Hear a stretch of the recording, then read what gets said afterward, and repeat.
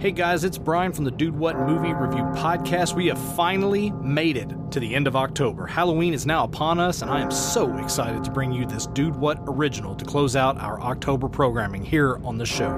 But before I talk about this episode, I just want to thank each and every one of you, the listeners, for tuning in, subscribing, and sharing with all of your friends. If you happen to be new to our show, welcome, and thank you for checking us out. The episode you're about to hear was originally released on Halloween, October 31st, 2021, during our official first season. This was a bonus episode recorded with my longtime best friend Stephen A. Turner, host of Live at 5 on 1027 The Game, ESPN affiliate in Owensboro, Kentucky, where we sat down and talked about our ghost hunting adventures here in the tri-state area when we had our paranormal group, Ohio Valley Paranormal. We talk about scary encounters, haunted locations here in the tri-state, the funnier side of ghost hunting, and also get into some deep discussions about things that go bump in the night.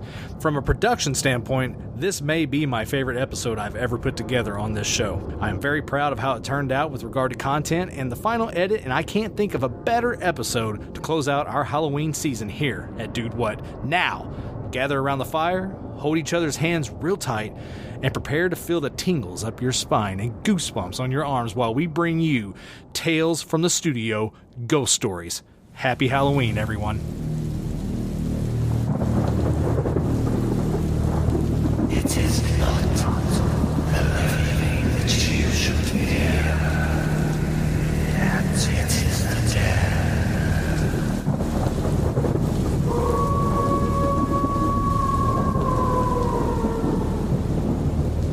Hey guys, it's Brian from the Dude What Movie Review Podcast, bringing you something a little different on the feed.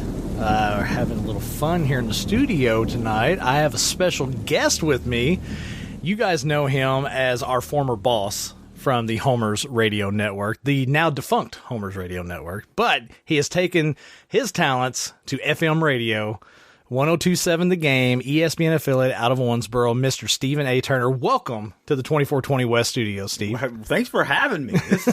I'm nervous. Like, I do live radio every day, and it's like... I'm nervous, and I'm in my own studio. I mean, I'm excited because... I've never had, like, professional edit done on my stuff before. Loosely professional, yeah. No, it's professional. I've been listening to a lot of Dude What, and it's always professional. So you can cut out the crap.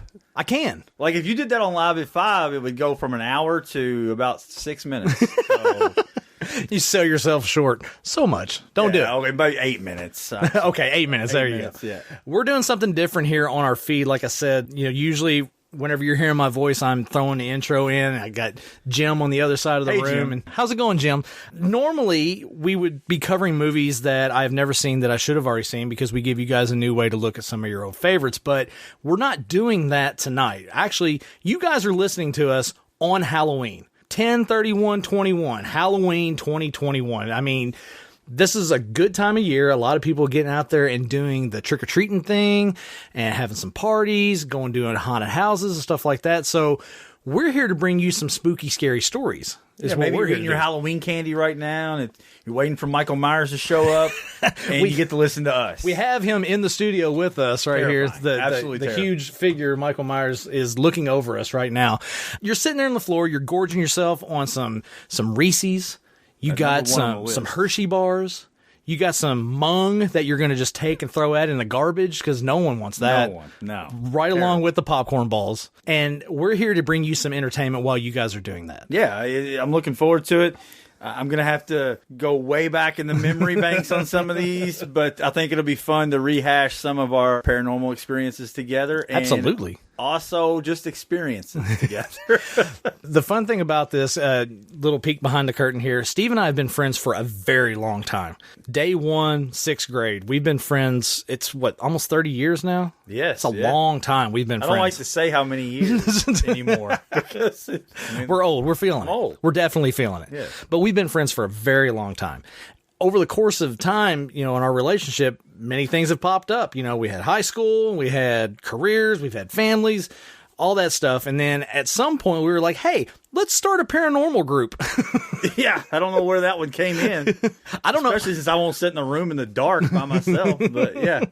We just got it in our head. I don't know if we were all just watching Ghost Hunters a lot or Ghost Adventures and everything on TV. And we just got it in our heads like, hey, man. It got really popular there. It would be fun to go and investigate places. Go check out some scary stuff. You know, it's like, yeah, we could do that. Yeah. Absolutely, we could do that. Yeah, and that's kind of how it started. Then it snowballed, and it became like a thing. It was like hey, actual people were reaching out to us. We're actually a group now. Yeah. We had 3 of us in a group. It was just me. It was Steve and Jason Dill, who's kind of like the head of it. He kind of spearheaded the whole entire thing, and we just went for it, man. We were having so much fun with it, and we're going to talk about some of those adventures that we had tonight during the course of this show. We got some fun little categories and stuff. We got some emails, some messages that we're going to read on the show. People have asked questions of us on our Dude What page through All Access. So we're going to have a lot of fun. I think we should just go ahead and get into it right now. Yeah, because we got a lot. We got a ton. Of stories and a lot of fun stories and paranormal stories as well. I think we got a ton to chew on here. So what we're going to do, we're going to start off kind of low-key right now and just have a little fun with this. We're going to start with a category called the scariest looking in appearance. We've had many ghost adventures. And the one thing that's always common across the board with all the ghost adventures is an expectation.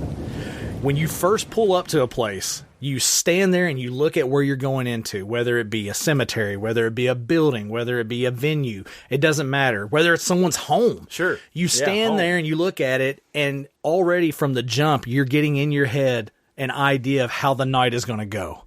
And so we're just going to talk about a couple of the places that kind of top the chart for scariest in appearance. Like just at the jump, you're like, oh my God, this is going to be intense. It's easy for us. We don't even have to discuss it to know what the scariest in appearance was just right off the top of our head. And I think the coolest part about it opening up with the scariest looking is it was where we started. Yeah. This is before we were actually even considered a group. Yeah, like we were just doing it for fun. Yeah, this was all funsies. Yeah. We're like, hey, we heard about this place. It's over in Troy, Indiana, right outside Tell City.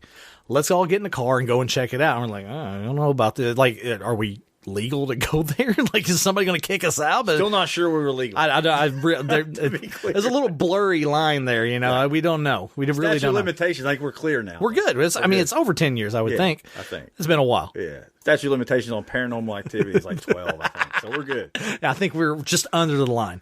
So there's a place over, like I said, in Troy, Indiana, right outside Tell City. It's a little place called Huff Cemetery. And if you don't know it's there, then you will never know it's there. Because it's really, especially now that the sign is down, it's hard to find. Is the sign down now? As far as I know, yes. That was like 75% of the scary for me was the sign. I don't know why, but it just had an effect on me. Like it would look like we were rolling into a horror movie. Right off of a highway that runs north out of Troy, you come over a concrete bridge. There's a little drive-in parking area or whatever. And as soon as you turn into it, boom, there it is. There used to be a sign mounted on the side of the hill that said Huff Cemetery. Concrete steps that went up into the darkness, if you will. Have you ever gone to a cemetery that has steps that lead up about 2 stories? Yeah, and there's nothing else there. It's just a dark void. It's so strange. It's like the hill was like almost like a, I don't want to say a pyramid, but that's kind of what it reminded me of. Like a mound. Yeah. Kind of like a mound. It just rounded up at the top, and then there's trees on both sides, and it's just a dark void at the top of the stairs, and you can't see anything up there until you actually go up there. And then even when you go up there, you still can't see anything. No, especially at nighttime. There's something about when you pull up in front of Huff Cemetery. Oh, man. I can't explain it in words. Well, just imagine you're coming down a hill in the darkness in your vehicle. And, you know, when you're in pitch black dark in the country and your lights are shining, they only illuminate what's right in front of you, right? When you come down the hill, it's kind of off to the side, so you have to kind of turn your vehicle in order to park in front of it. Right. And as soon as you turn those lights, it hits the sign that says Huff Cemetery on the stairs, and it just lights up out of the darkness. And it looks like something out of, like, Chainsaw Massacre or something. And then when you're sitting there staring at it, and you know in your head, okay, I'm getting ready to walk up there. Yeah, I don't want to do that. That you don't want to do it. I don't want to do it. I didn't want to get out of the car. I just didn't want to tell nobody else that. You aren't the only one. Yeah, well, I mean, I'm the guy, right? I'm the one that everybody can laugh at. I'm the comic relief. Are you the one that's in the group that, like, in a horror film that dies first? First one murdered easily. Every time. Guaranteed. Hilarious. Guaranteed. Huff Cemetery for us has always been a special place because it was kind of like paranormal training ground for us. Sure. Not only is it scary and just uneasy in appearance, but it also, once you're up in there, it really allows you to kind of stretch your legs with regard to doing paranormal investigation. Because you got plenty of room up there once you get up there.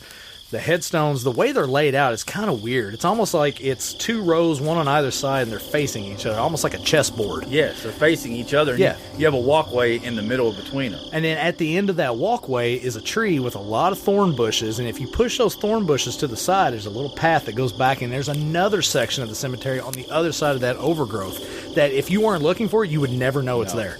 And there's only like maybe 4 headstones back there. So on the surface, describing this to you guys, it's really terrifying in appearance because it's so dark out there. There's literally no light, and you don't know which way is which once you're in there, and especially if you turn your flashlight off for just a couple seconds. Right, and another thing I thought made it more creepy was that on each side there's that huge drop-off. It's a mound that kind of peaks up to probably about a 30, 40-yard just plateau in the middle where the graves are on each side, and you have a walkway right down the middle. Other than that, it drops and off it just right drops behind the graves on both sides. Yeah. So it's very strange. It's a very odd place for a cemetery, for sure. Very strange. Like the graves are on top of a hill. It's just so strange. It's so odd. And then, like I said, just from appearance alone, it's pretty scary. Now, for me personally, I know once I got into the cemetery, I felt a little level of peace. Like, I felt calm up there because I felt like once I was in it, I was like, okay, I'm okay. This is fine because I don't feel like anything's going to jump out and get me. Well, I didn't feel that way. Until you didn't feel that way. I certainly didn't. I was more worried about the wildlife than I was paranormal. But the feeling of peace that I had was kind of quickly erased when we left. Like, after we got done, and we caught some stuff on evidence, and we're going to talk about that here in a second. And we spent quite a bit of time up in there. I think we were up there in a couple hours. It was very interesting. Yeah, nothing really happened while we were up Nothing there. happened while we were there. No. Until the end. Everyone's done. Everyone's gone back to the car. We had a group of I think it was about 7 of us. 7, I think. Yeah, I think it was about 7. Your brother was with us, My right? brother was with us. Jason, you, myself. We had Anthony and his wife. Anthony and his wife. And so I, just having fun, I brought a Scream mask to wear to take pictures and just be silly or whatever. And I go and I stand on the steps, the ominous steps that lead up to the cemetery. And I'm like, hey, snap a couple pictures of me wearing the Scream mask. And so I'm standing there and I'm doing some weird poses and whatnot. And I got the mask on and everything. And as I'm standing there, literally 15 feet behind me, in the darkness, in Huff Cemetery, I hear a voice just go, woo-hoo. And it was easily one of the most terrifying things I've ever heard in my life because there was nothing back there. It was just a dark, empty cemetery. So that feeling of peace and ease that I had been feeling and experiencing the whole entire time that we were up there quickly vanished because I ended up turning back to Anthony's wife. She was the one taking the pictures. Because she was the one taking the pictures. And I said, did you just hear a voice say woohoo to me from the cemetery? And she said, I sure did. We're getting the hell out of here. And we both went back to the vehicle. Everybody else was in the vehicle. Everyone was in the van. Everybody was hanging hanging out, talking, having a good time. We come back. We are white as a sheet. We explain what happened. Everybody's like, oh, my God. But then, to kind of bolster that, I was listening back to some of the evidence that I recorded. In the vehicle. On the way back. I was listening on the way back. In the dark, headphones on, listening. There's a headstone that I had put a recorder on. And I had asked, I said, hey, if there's anybody here and they want to talk, feel free to speak into this recorder right here. It'll capture your voice. You can say anything you want. You can say your name. You can say anything you want. And literally right after that, you hear a voice just out of nowhere go, and let me tell you something right now. Listening to that in the dark, after I just had a voice say woohoo to me in the dark, it's unsettling. Sure. It's very uneasy because at the time that was recorded, we heard nothing like that. And it was literally just, I think it was me, my brother, and Anthony's wife were standing around that headstone doing a little EVP session, talking, trying to make some kind of contact, and we heard nothing. And in fact, nothing was heard at the time to the point to where we just moved on. We were like, we got to go over here and we got to move on. Yeah. Listening for EVPs is torturous. But when you get it, it's like the reaction. And then you pass it around to everybody in the vehicle, and it's just like, it's pretty wild. Pretty wild stuff. And then it compounded on that once we got back. Yep. We're all doing evidence review the next day. So that's kind of me, you, and Jason kind of took a day to do the evidence review. And Jason calls me, and he's like, man, you got to come over here and hear this. You got to hear this piece of audio evidence that I caught. Right. And I'm thinking, well, okay. Like, it can't be that great. Well, I mean, we've never done this before. Yeah. You know, you watch Ghost Hunters, and you're like, well, that's not real. Let me reiterate. This was our first time doing this, and we weren't even a group. We were just doing this for fun. Yeah, it just opens the door. Like, I'm thinking, well, okay, what else can we, you know? Yeah. And that's kind of what sparked the whole thing. But the EVP that we caught, we were all walking, right? I think we were in maybe a group all together. The area in the cemetery that I had said there was overgrown brush and like thorn bushes, you had to push those aside to get to the back part of the cemetery. It was Jason, you, and myself. We had gotten together, and we were walking through that. And Jason had moved the sticker bush to get past it, but I either slipped out of his hand or another bush caught him in the leg. You know how you've done that. You push a branch to the side and you accidentally let go and it smacks you, and you're like, you get so angry. Well, he instantly got pissed. Yeah, a lot of expletives. He went on a rant, and it was like 16 cuss words, like within like a 2-second span. Like he was so angry. But on his recorder that he was holding, as that happened, you hear a voice come on there, and we still haven't to this day determined whether or not it says, I'll cut you or I'll kill you. Because it was so breathy. There's no way it's us. None of us are talking like that. No. You know, it's like, that's the first rule, right? Don't whisper. And even then, it's like, it's right on the mic, and it will make all the hair on your body stand up. Yeah. To me, it's up there, one of the best pieces of evidence that we caught. Absolutely. Something I can't explain. It's I wouldn't say it's the top, but I would say for cold chills meter, it's about a 9 out of 10. Oh, absolutely. It's I mean, given context of what's going on in the situation, and just plus how it sounded. Sure. Just the way it sounded. Adding to the appearance of Huff itself, and then this evidence you get, it's like, whew. And I always wonder why we never went back. You know, it's like, hey, what are we doing this week? Let's go to Huff. No. I'm not a big fan of investigating cemeteries. I just don't know that that's a thing that I would like to make a habit out of. You know, like, let's let the dead lie. You know, it's like, I don't know. It's just asking for trouble. You're going to bring something home, and next thing you know. That's funny. You have to call a priest or something. Anybody here wants to make any kind of contact, have a little device right here that can capture your voice if you talk loud enough. Just come right over here to this little black thing standing up and say your name, say whatever you want. We'll try and get your message across. Say your name, say whatever you want. We'll try and get your message, say whatever you want. So that's Huff. If you're in Troy and you want to go find it, it's worth checking out. It's worth checking out at least one time. Even if you're not going to go ghost hunt it, just go walk through it at night. Walk through it at night. Just one time. Yeah. See if you can get the voice to say woohoo back to you. Yeah. Because that was terrifying. Now, there is one other place that we wanted to mention in this category of scariest looking in appearance, and this one, I still have pictures from that night that we went, and just the overall vibe and the feel of it when you're staring at the building, you're like, man, this place looks like it's going to really terrify you. It was one, like we talked about, level of excitement going in. Expectation, right? The excitement level going in, knowing that you're going into this place, like you are getting ready to go and investigate this place. And so when you're standing there looking at it, you're like, oh my God. And we're talking about the Standard newspaper in Boonville, Indiana. Yeah, and to set the stage for that, at this point in time, we actually became a group.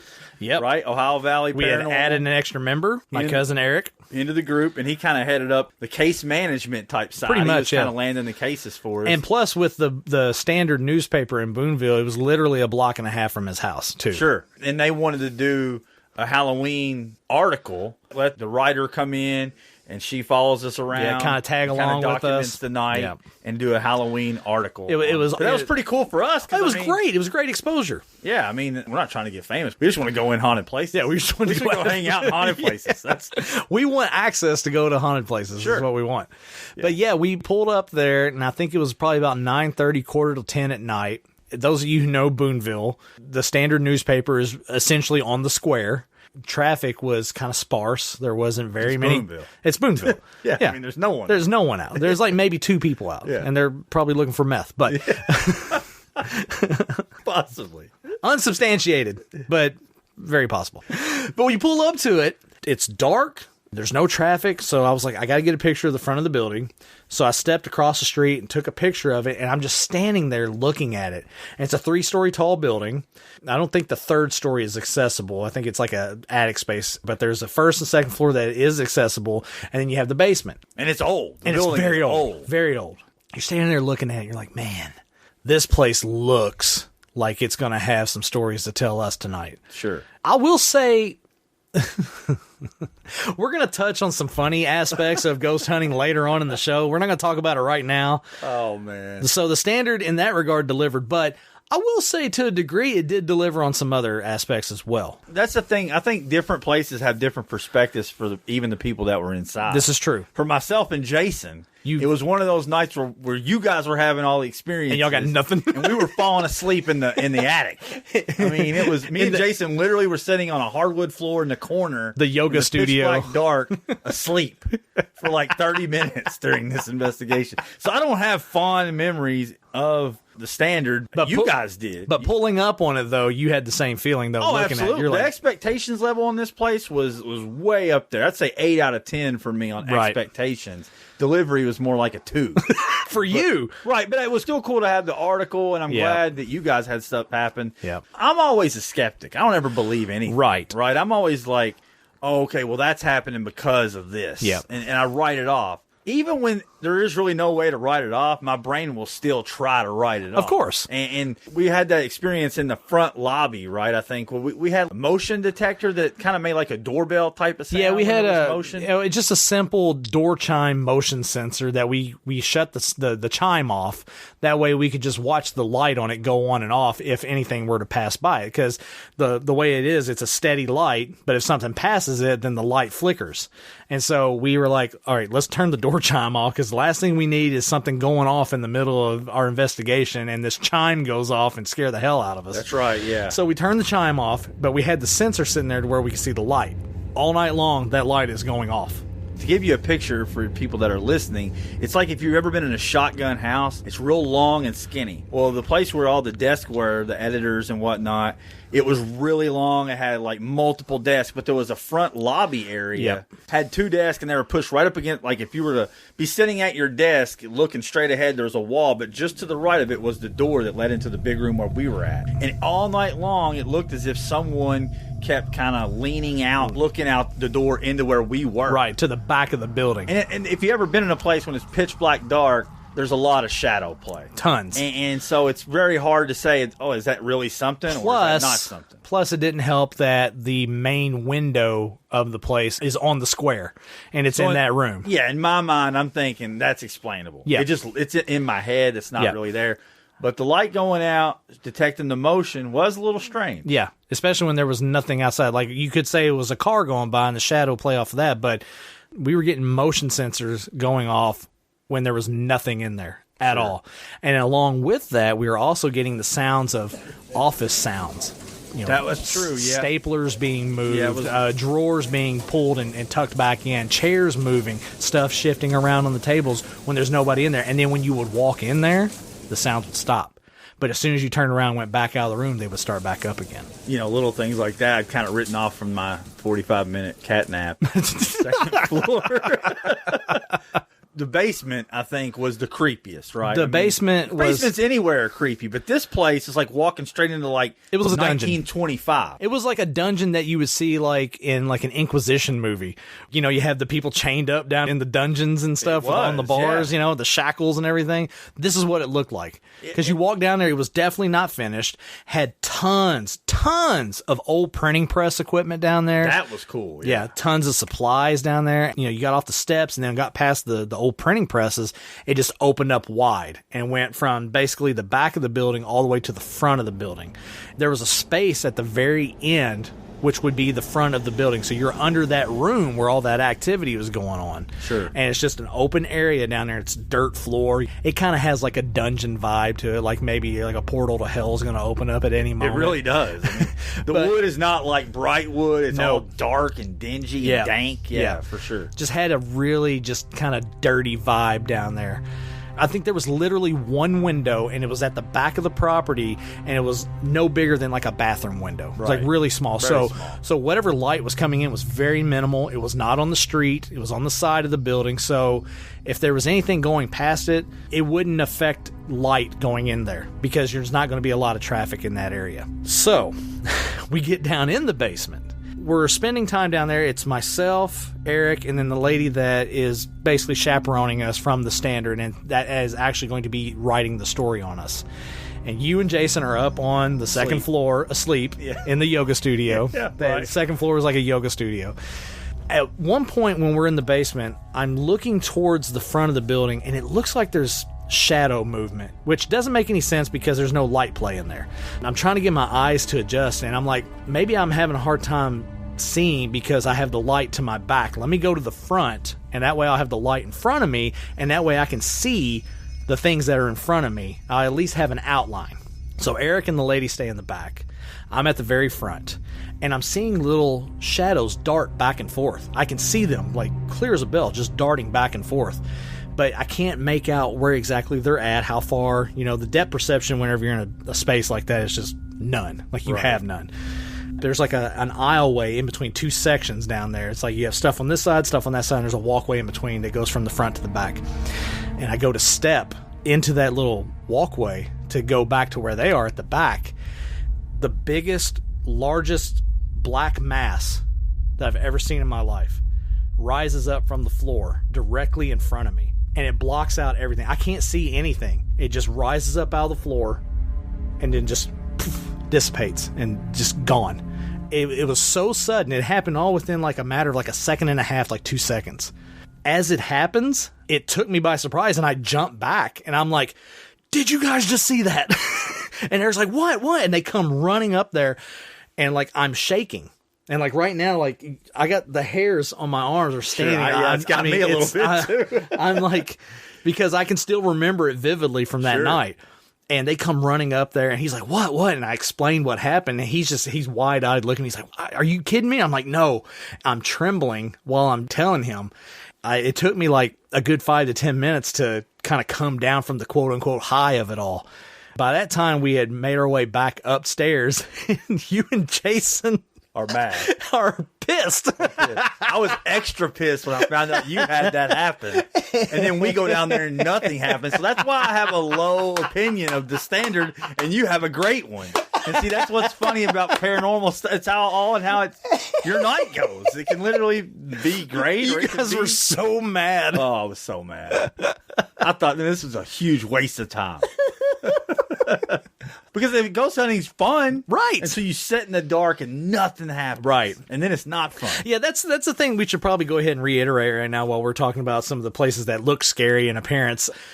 Ghost hunting is not glamorous at all, man. It's a grind, man. It is a grind. I mean, now some nights are a lot better than others. When stuff is going on, which we're going to talk about a couple of places here where a lot of stuff happened, but when stuff is going on, it makes for a very interesting and fun night. But when nothing is going on, my God, the time drags. And then you have to go back and listen to that audio where nothing's going on. It's double. You have to do it again. It's like, let's jump into that crap again. You're reliving a shitty night twice. Yeah. It's like, this is the hour where I was asleep. You hear me snoring? That's great. There's nothing paranormal about that. Yeah. before we move on to our next category that we're going to talk about, I posed the question on the Dude What page and also in All Access if anybody had any stories, questions, comments that they wanted to share with us. So naturally, my co-host on the Dude What movie review podcast, Jim Miller, chimed in with 48 questions, and we're not going to ask all of them, but he did have a couple that were pretty good. And so we're going to ask a couple of them right now. This one's pretty good. What is your take on angels/demons?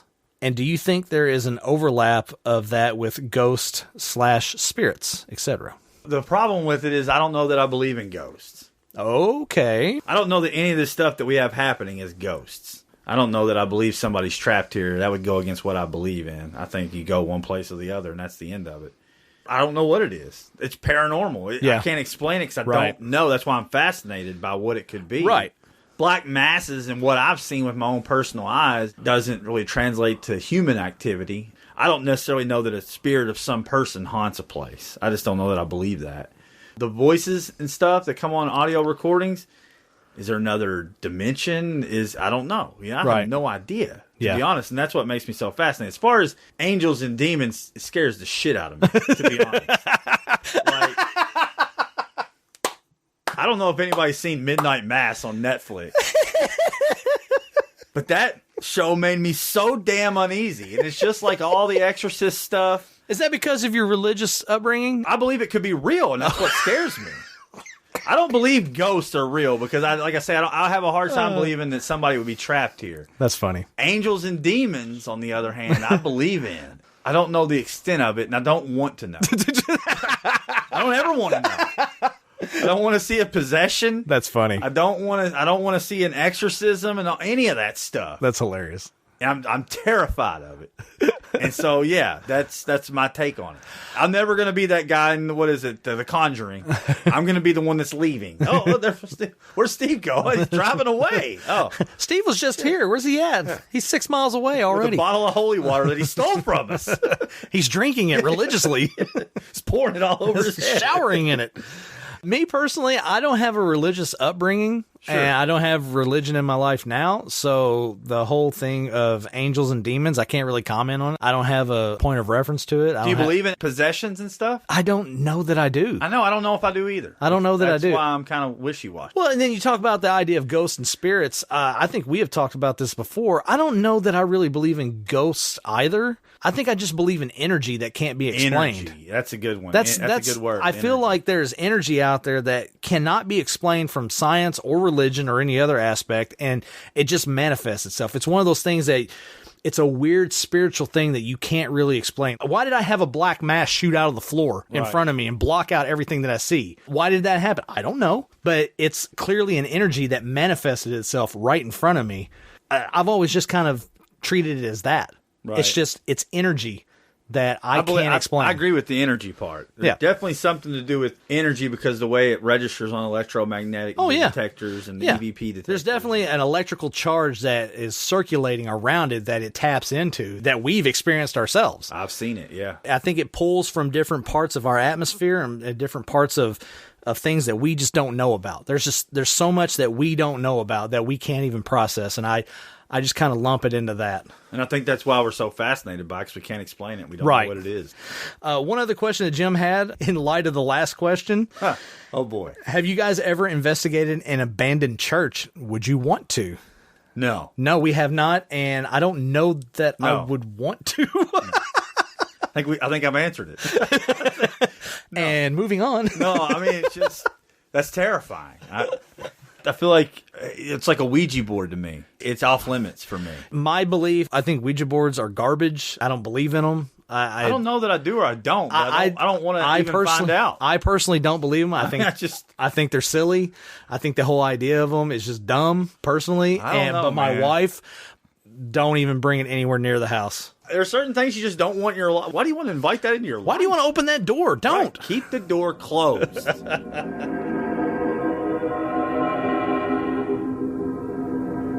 All right, let's move on to the next section. Thank you for those questions, Jim. That was awesome. Yes. This is some good conversation off of that. He sent me, like I said, 48 questions. I was like, we're going to answer all of them. There's no way we're going to answer all of them tonight. Okay, now let's move to a topic that we're going to have a lot of fun with this one. This is going to be very interesting.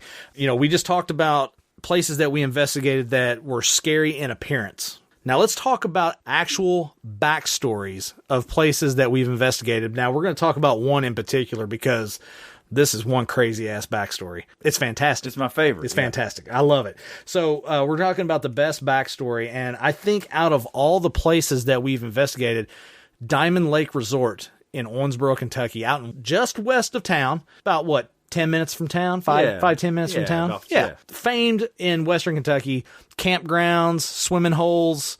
You got the go-kart track out there. They got a theater out there, cabins. I mean, you can camp out there. It's just a really nice place. It used to be a really nice restaurant right on the lake. We were actually probably some of the last people to ever walk through that. This is true. Now, let's give you a little bit of history on this, how we got to be involved with this whole entire investigation. I was honored that we were involved in it. We were contacted by the then owner, Brian Smith, to come out and check the grounds because there had been some reports of some paranormal stuff going on out there. But yeah, but I feel like he could have called anybody. He could have called and contacted anyone. Like, the fact, I was just blown away that he was like, I'm like, Diamond Lake wants us to come? Okay. And so we made the trip out there. Was it the three of us, Jason? Yeah. He called us. He wanted to give us a tour of the grounds. Yeah. It was me, you, and Jason. And we went during the day. That way we could see everything and take notes and get all the adequate history that we needed. It turned into, like, one of the coolest things I've ever done. Right. I mean, that tour was amazing. So we get there. Immediately, he starts talking about how he came to acquire the property. He bought it on eBay, and he tasked himself with basically turning it around because it wasn't doing all that great. It was still well at all. Yeah, there had been like 5 owners in the last 7 years. Just a typical story, you know. Somebody buys a business, they can't handle it. Somebody else buys it, same deal. And eventually, you get someone who knows what they're doing. And they take it over and they start working on it. Well, that was Brian Smith. Absolutely. Did a fantastic job. Totally revitalized the place. Made a ton of upgrades to the property. And just made it a desirable place to go and spend family time. Right. So we get there and we meet, I believe it was at the little shop. Little bait shop. A little bait shop. When you come into the ground. Immediately, right off the jump, he tells us a story about how he and another guy are in the bait shop talking. And the guy's looking over his shoulder outside onto the grounds. And he's like, what is that girl out there doing? And they turn around and look, and there's a woman walking in old-timey clothing. Like something like from like the 1700s or 1800s or something like that. And she's walking from the fence line towards the bait shop. And so they go outside to see what she's doing. And in appearance, she looks like someone from the past. Well, as soon as they step outside, she disappears. Yeah. Right. And this is in the daylight right in front of them. Give a little context to Brian Smith. He's a guy who will shoot straight with you on everything. 100%. He's a guy that said that he did not believe in ghosts at all or anything paranormal at all. They moved from California to Owensboro when he bought Diamond Lake Resort. It was experiences that we're going to get into that his daughter was having in the house that they were living in. And he did not necessarily believe her, but he thought her senses were up because it was a new place. New place. She was young. Right. One of those things where she's wanting to sleep in there with them or whatever. Right. But then as experiences started to mount up, then he started to become a little bit more of a believer. That's right. That's when we got into his truck and we started driving around the property and he started pointing out different things. And one thing that he had pointed out was one of the lakes that's out there, people have been reported seeing a boat just manifest out of nowhere out on the lake with 2 people in it looking like they're pulling something out of the lake. And then it's always the same call that comes Same call, same spot, same location every time. Same time of night every time. Right. And different nights, different people. And then when anybody goes out there, the boat just mysteriously vanishes. But people swear they're seeing a boat out there. Pulling something. Yeah. Something. Pulling somebody out of the lake? Not like Jason Voorhees or anything. But like, they're pulling something. Let's not talk about that terrible movie, okay? No, we don't. You've discussed that. And I enjoyed your disdain. With that being said, it was fascinating that so many people would call in different days, same time, different people, same story, which is always strange. I will say this before we go any further. I was surprised at how much reported activity that he let us in on with the history of the grounds. Like, it got us so geeked. Like, we talk about pulling up to a place and having the appearance just be like getting us excited. His backstory about all the experiences that other people had on the property with regard to paranormal stuff got us so excited to do the investigation for this place because there was so much content right off the jump. Yeah, if you ever seen Home Alone when Macaulay Culkin's gearing up for them to come to his house and he's just gearing up, or Commando when Arnold Schwarzenegger's gearing up to go to the island, that was us. What? When we left Diamond Lake, I knew you loved Why'd you bring up Commando? That was us when we left Diamond Lake.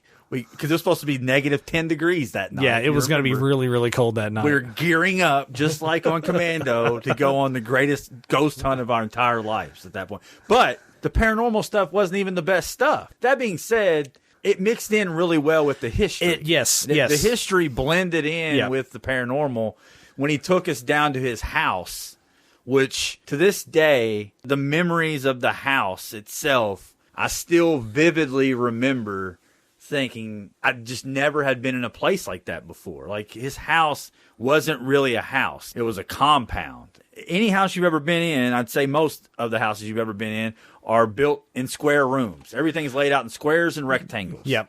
This house was absolutely not. It was a very odd layout to the house, and not only just the house, but the actual property itself that the house sat on, because you got to keep in mind, there was a lake all the way around. It's like, so if you have 4 sides of a house, on 3 sides of this house, actually 3+ sides of the house, there was a lake. Right. If you look at it from an aerial view, Delbert Glenn was the former owner of Diamond Lake. Yep. The lake is shaped in a lowercase g. It was a man-made lake shaped in a lowercase g, and the house is on that peninsula type of deal with water on all 3 sides. The circle part of the lower part of the G. Yes. And so you can only enter the house. There's no back door, no side doors, no nothing. You can only go in through the front.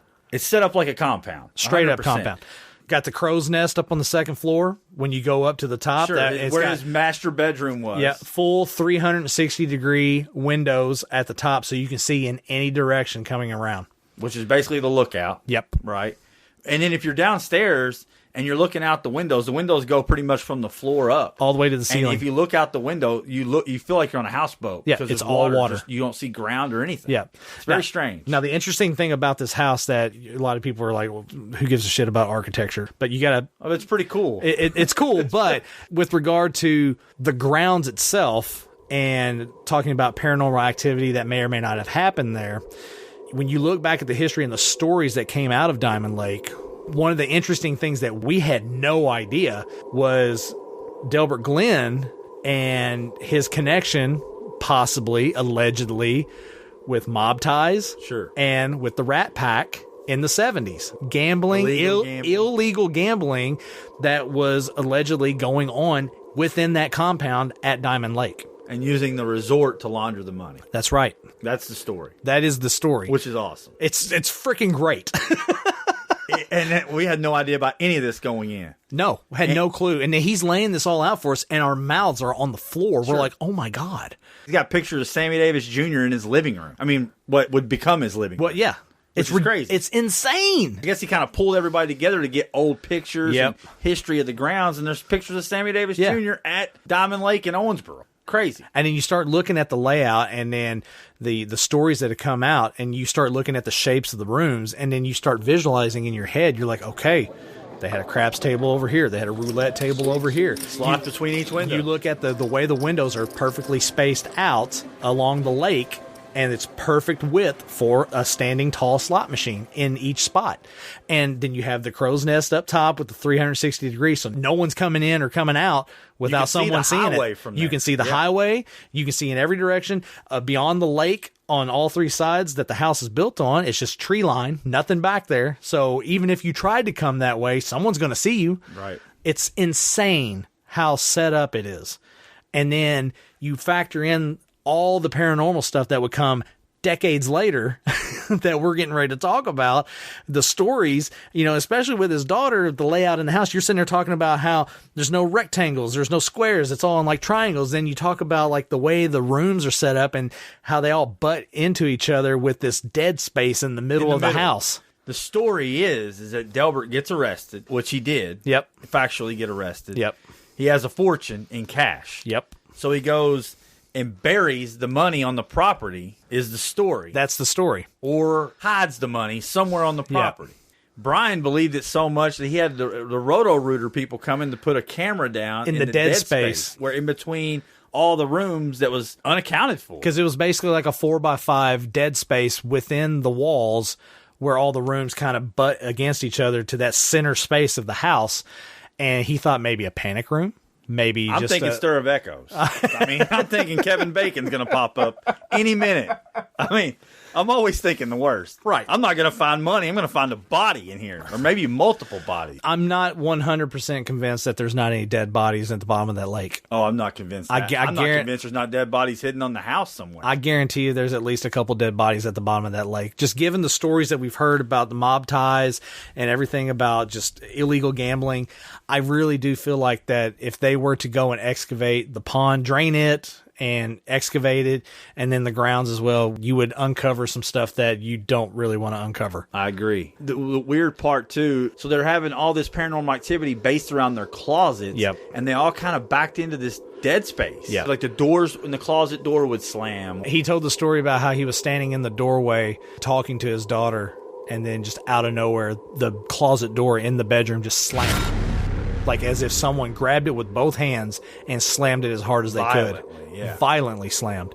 And he just looked at her and she was like, this is what's been going on all the time. And then it was in that moment that he knew, okay, she's not messing around. Like she's really experiencing some stuff. Right. And like orbs of light appearing out of nowhere, doors slamming, things being shuffled around in the house, just crazy stuff. Her experiencing sounds and screams all hours of the night. Right. Just crazy stuff. She did not agree to allow us to investigate the house. That's the part of the story that'll always get me. Yep. And I completely respect her opinion, and I don't know if I was in her shoes, I wouldn't have felt the exact same way. Yeah. But it still bums me out. Because in my opinion, that was the hot spot of the whole place. I feel like that was the epicenter of everything that was going on from a paranormal standpoint, if there was anything going on from a paranormal standpoint. If there was, yeah. I feel like the house was going to lend itself to opening up a lot of different light on everything that was going on, and we didn't get a chance to tap into that. And so it's a missed opportunity, but it is what it is.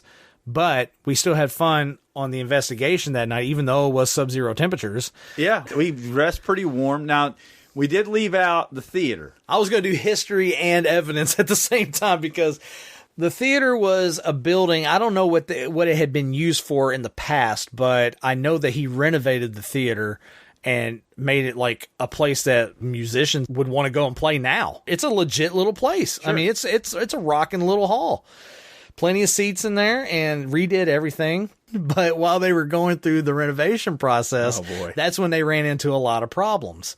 And some of the problems that they ran into, obviously things being moved around and, you know, your typical paranormal stuff like that, footsteps in the hallway behind the stage, footsteps in the main corridor up front. But the one big one that really kind of took us by surprise, I believe it was a construction worker that was working in the back hallway near the exit door. Brian was out front talking to one of the workers or whatever, maybe the foreman, and the construction worker came out and threw his tool belt down on the ground. He's like, I've had enough. I can't do this anymore. He's like, I can deal with the footsteps. I can deal with the sounds. I can deal with all that stuff. He goes, but I cannot deal with the floating head.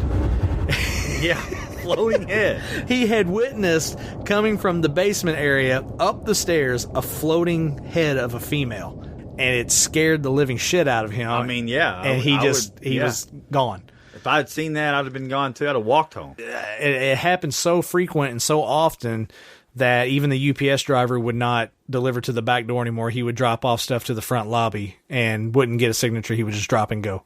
Yeah, that didn't make me real excited to go in the hallway. I can tell you that much. There was also the story about the footsteps in the second floor of the space where there is no second floor. There is no second floor. There is an attic crawl space that is literally just a space big enough for insulation, wiring. That's about it. Yeah. It's not even storage. It's not big enough to even put a box up there.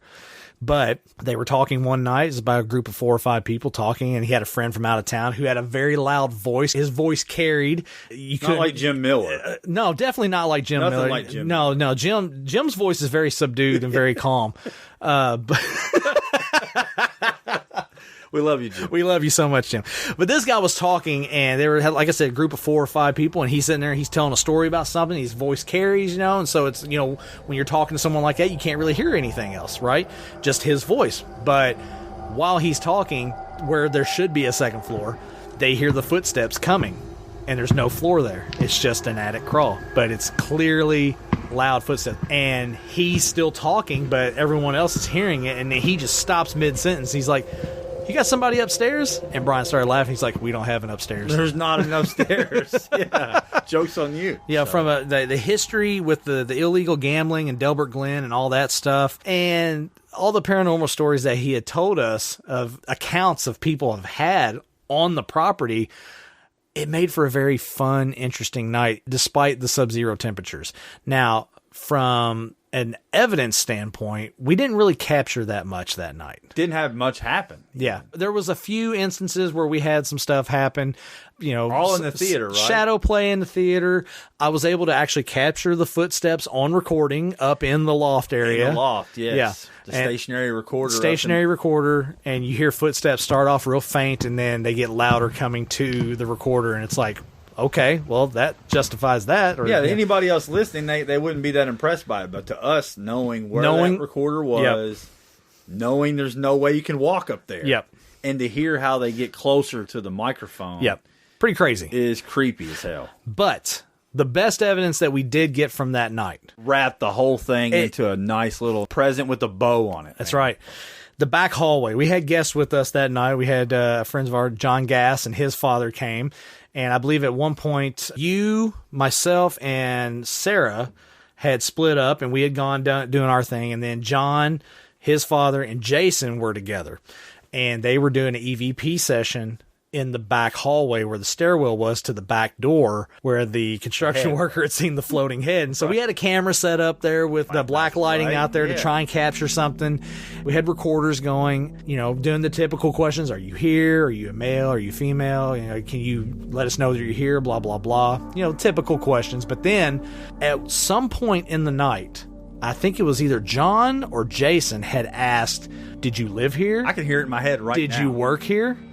And then you hear a voice on there, plain as day, say, "No, I played poker."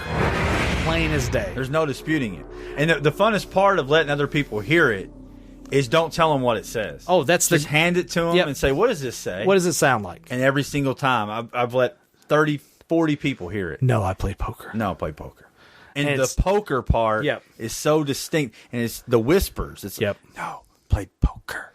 And then whenever you combine that with all the stories that have been told with regard to paranormal activity, and then the history of the property and the allegations, when you hear about all the stuff that's going on, it all kind of combines into one, and it all makes sense. So for me personally, I think you agree, from a backstory standpoint and an overall story, Diamond Lake Resort takes the cake, man. Oh, yeah. Just crazy. Just take the paranormal stuff and throw it out. Even that sweet EVP we caught. Just think about just the history. Just the history. The history alone. What happened out there in West Louisville, Kentucky is wild to think about. Like, as he was laying it out, I'm picturing in my head as a movie. Sure. It would make a fantastic movie. It would. Let's get on that. The Dude What Production. Dude What Productions. We're working on it, man. All right, let's switch gears for a second here. Let's go back into All Access. Posted earlier, wanting you guys to kind of help with the show. And of course, like clockwork, super fan of the show, Amy Carlisle, stepped right up to the plate like she always does, knocked it out of the park again. She shared with us some experiences that she had. She didn't really have a question, but, you know, just kind of wanted to get our thoughts on her experiences. So I'm going to read what she wrote here. My mom, my sister, and myself have always been what you might call sensitive to the spiritual realm. All of us have had experiences of hearing or seeing things people around us have not, or have disturbing dreams. My most specific example is the house we lived in from the time I was 3 to 5 years old. We would all see shadow figures, especially in the bathroom or laundry room in the back of the house. Most disturbing for us would be at night. I had chronic nightmares of being on fire and would wake up soaked in sweat screaming that I was burning. My God. My sister had dreams of being pulled under the bed by a dark figure, and my mom had dreams of an intruder trying to get into the house through an open window. And as she would shut one, he'd run to the next, and she would close each window right as he looked at her at each one. He had no face. When we I'm going to sleep tonight. when we moved, the disturbances stopped. Thoughts? I would say that there was a lot of collective energy in that house, personally. Or, from a scientific standpoint, they had a fear cage.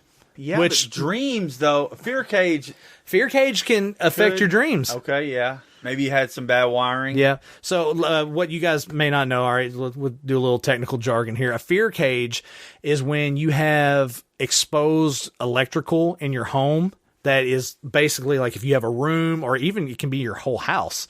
If you have faulty wiring or not good wiring or not well insulated electrical, if you're in a space that you're constantly in, so 3 to 5 years old and you're in this house all the time, and kids are typically sensitive to stuff like that anyway.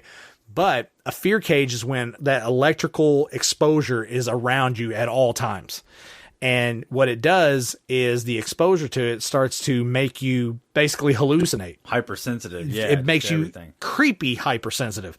And so if you look at it from a paranormal standpoint, you had a ton of high energy in that house. And when you moved, you went away from the energy and the energy stayed there. Sure.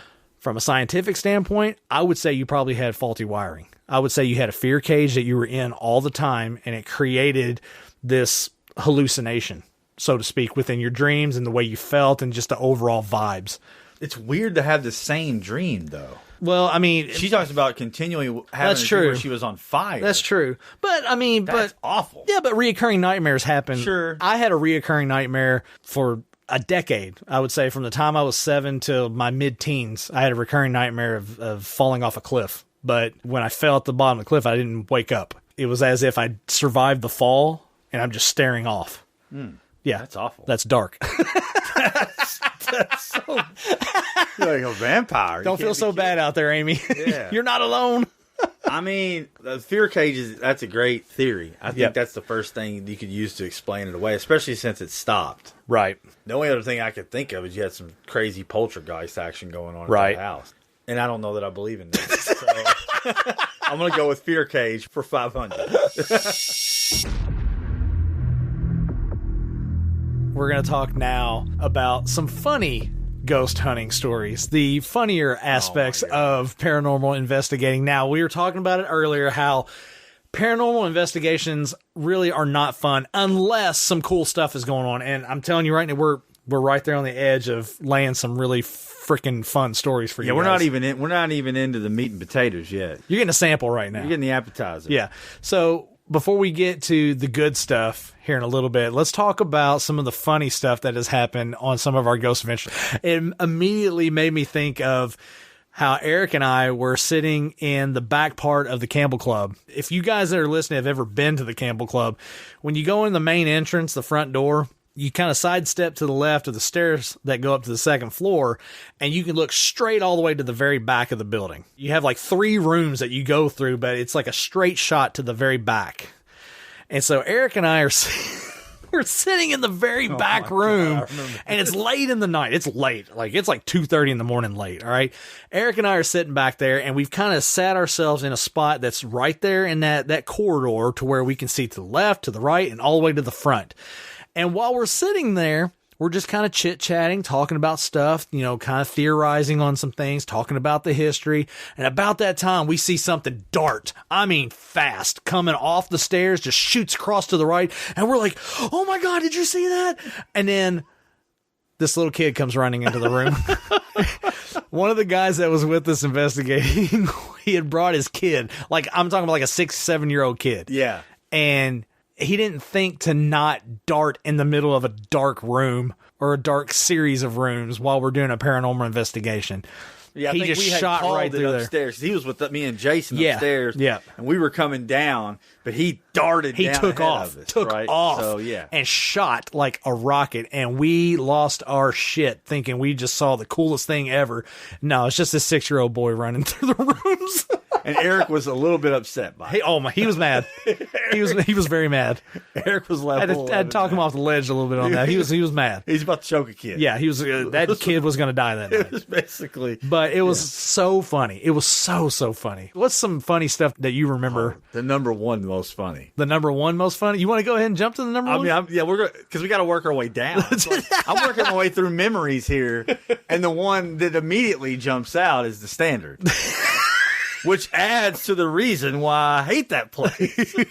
Right? Because you guys had the fun. Yep. And then we thought we had fun. And no. But we didn't. No. So we're in the basement. You guys have already had the experience. This is literally like 40 minutes after I saw the black mass come out of the floor and just envelop all the light and everything in front of me.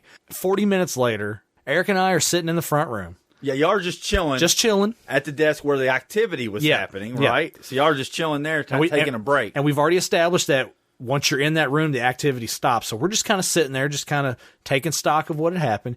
Jason, like, you got to go down there. Yeah, we're like, go down there. You're like, all right, let's go. You, Jason, and the lady from the Standard, you all go down there. And you're doing your thing down there. Here's the thing about the Standard that you got to realize. And this is an important thing about paranormal investigation. Sound contamination is a thing. You have to pay attention to where all your people and all your groups are. That way you don't have noise contamination on your recorders. Okay. Right. So now we're sitting in the front room. You guys are in the basement. We can hear you clear as a bell in the basement. So Eric and I are sitting there. If we're talking, we're talking like this. Like we're literally like 4 feet away from each other.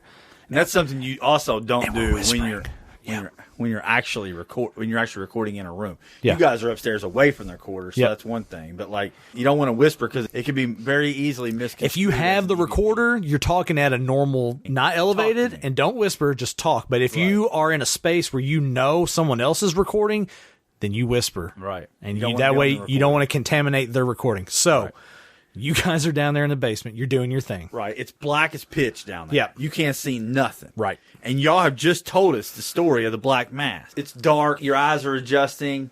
And what y'all have told us, it's in our minds. So we're thinking we might be seeing some shadows. We get all the way to the front and we're kind of feel like we're having this experience where maybe there's something in there. And all of a sudden we just hear the most blood-curdling growl straight from the pits of hell. Demonic. Just... I mean, we lose our minds. I've never wanted to be out of a place so bad immediately in my life. I thought, my God, there's a portal to hell down here. I really thought there was a demon down there with us. Keep in mind, at the same time, Eric and I are on the first floor. We're directly above them, okay? Keep in mind, we're directly above them. And out of nowhere, we hear Steve, that was a growl. That was a growl. Yeah.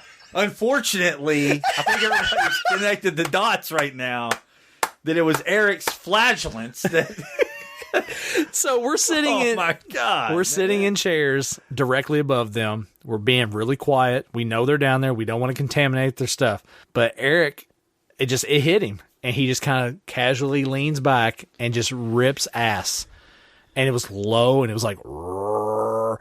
Well, that transferred through the chair, through the legs, through the floor joists, down into the basement to where Steve hears,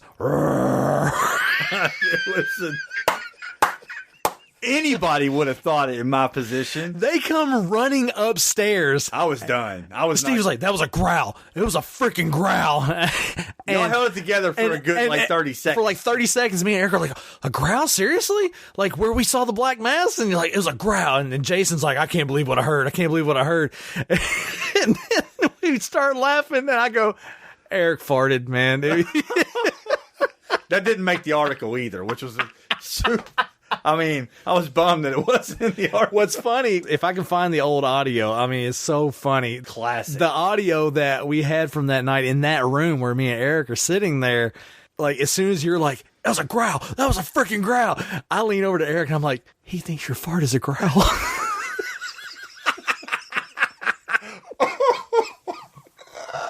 Oh my it was God. So funny. It was so funny. Oh, man. After that whole fiasco, we were winding down at that point. Right. It was like, we're done. Like, we've done everything we can. We had already been there, I think, 4.5 hours, 5 hours. It was like, okay, we're done. Eric and I are like, well, let's get one more crack at the basement. Because we had activity down there while we were down there. Let's just go down there and see what's up. When you come off the stairs into the basement and you go past the two, large printing presses that are there, and then where it opens up, you have to walk in between a bunch of stuff to get to the main area. As a joke, as we're walking down there, I'm like, all right, we're down here. Scare us. Come on. We'll see what you got. Just as a joke, Sure. I got my recorder going. Eric's walking in front of me. He's got a jacket on with a hoodie and he's got a baseball cap on. Out of nowhere, his hat just whips off his head. Flings right back at me. I'm like, oh shit, like something just knocked his hat off his head.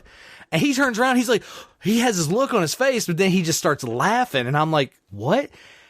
A cable had fallen from the ceiling. Yes. And ripped his hat off. And he's like, did you see that cable rip the hat off my head? He's like, oh my God. He's like, I thought it was a ghost. I could not breathe. I'm laughing so hard. I could not breathe. I thought I was going to die from laughing so hard. And that's when you knew it was the end of the That ended it. Like, we turned around, went right back up. Like, we were literally down there like 2 minutes. Turned around, went right back up. It was like, all right, we're done. Yeah. I'll never forget the growl. Speaking of growls, what about the lady that had the demon in her attic? Oh, God. It was down Wait, hold. Which one? We had two. Oh, we did have two. Not the three-way lady. Or the four-way. Not the train lady. All right, let's give some context here because people are going to think, what is going on over there? All right, so we had two different investigations. One was downtown near the river in Owensboro. And then we had another one on Allen Street right off of Parrish Avenue. Right. The one off of Parrish Avenue on Allen Street, this lady swore up and down. She had another group come, took pictures. They caught a picture of a demon in one of their pictures that they took and in her attic. It looked like a demon. It did. It looked like a demon. It looked like it was a terrifying picture. Until you turn the picture sideways and you realize it was just a reflection of a sheet in a TV. Right. And then we took the sheet off and recreated the picture and the demon was gone. She didn't like it. Yeah, she wanted her house to be haunted. She wanted her house to be haunted. And the fact that they had 4 groups in her house. Yeah. This house was built in probably the 1900s, early 1900s, and we did a test. Brian went to the attic, and we went to the basement and just talked in normal voices. We could almost have a conversation with each other between the basement, first floor, second floor, attic. Yep. We could talk to each other. The attic was as big as the second floor, like in floor plan. If she wanted to, she could put partitions up and have a third floor with extra rooms. It was that big. I went to the opposite side of the attic and put my recorder down on the arm of a leather chair that was just sitting up there.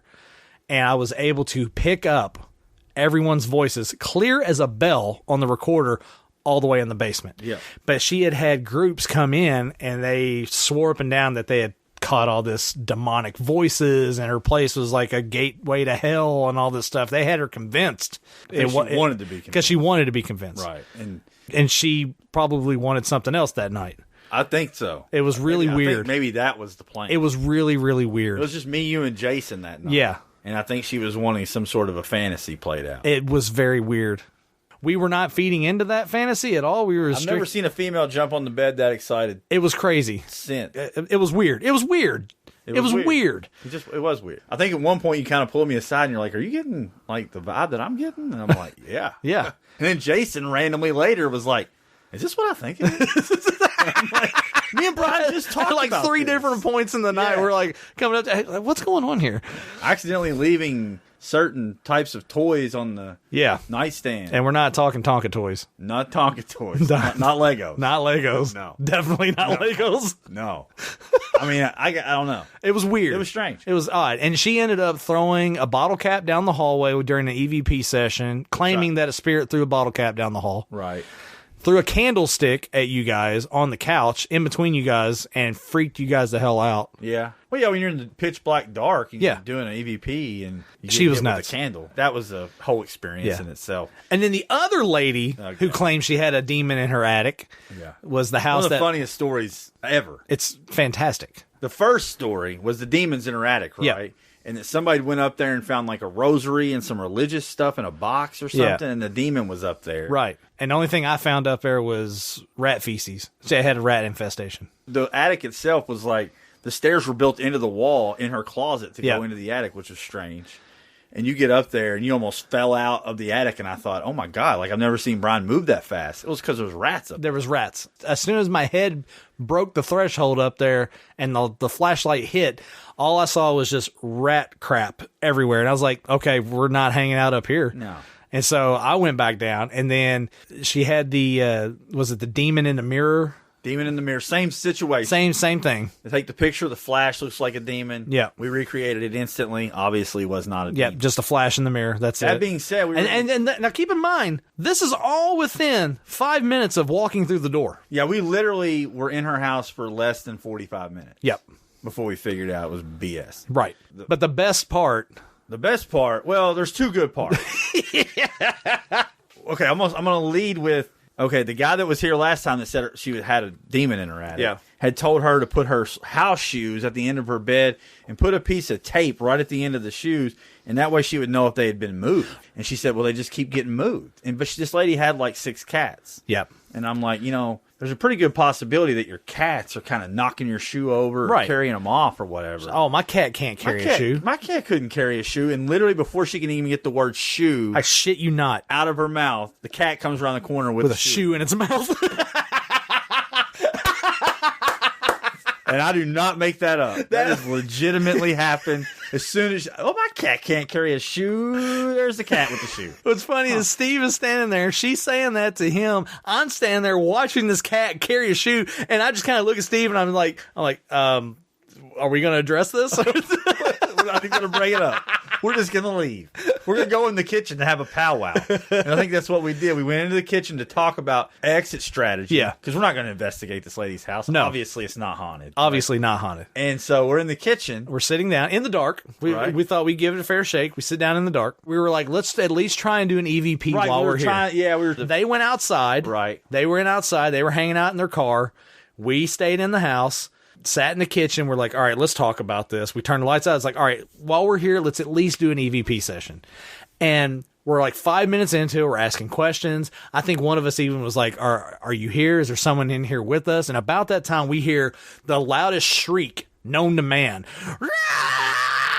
We're like, oh my God, it's a banshee. What is this? No, it was a car. It is a demon. It was literally a car outside just screeching its tires.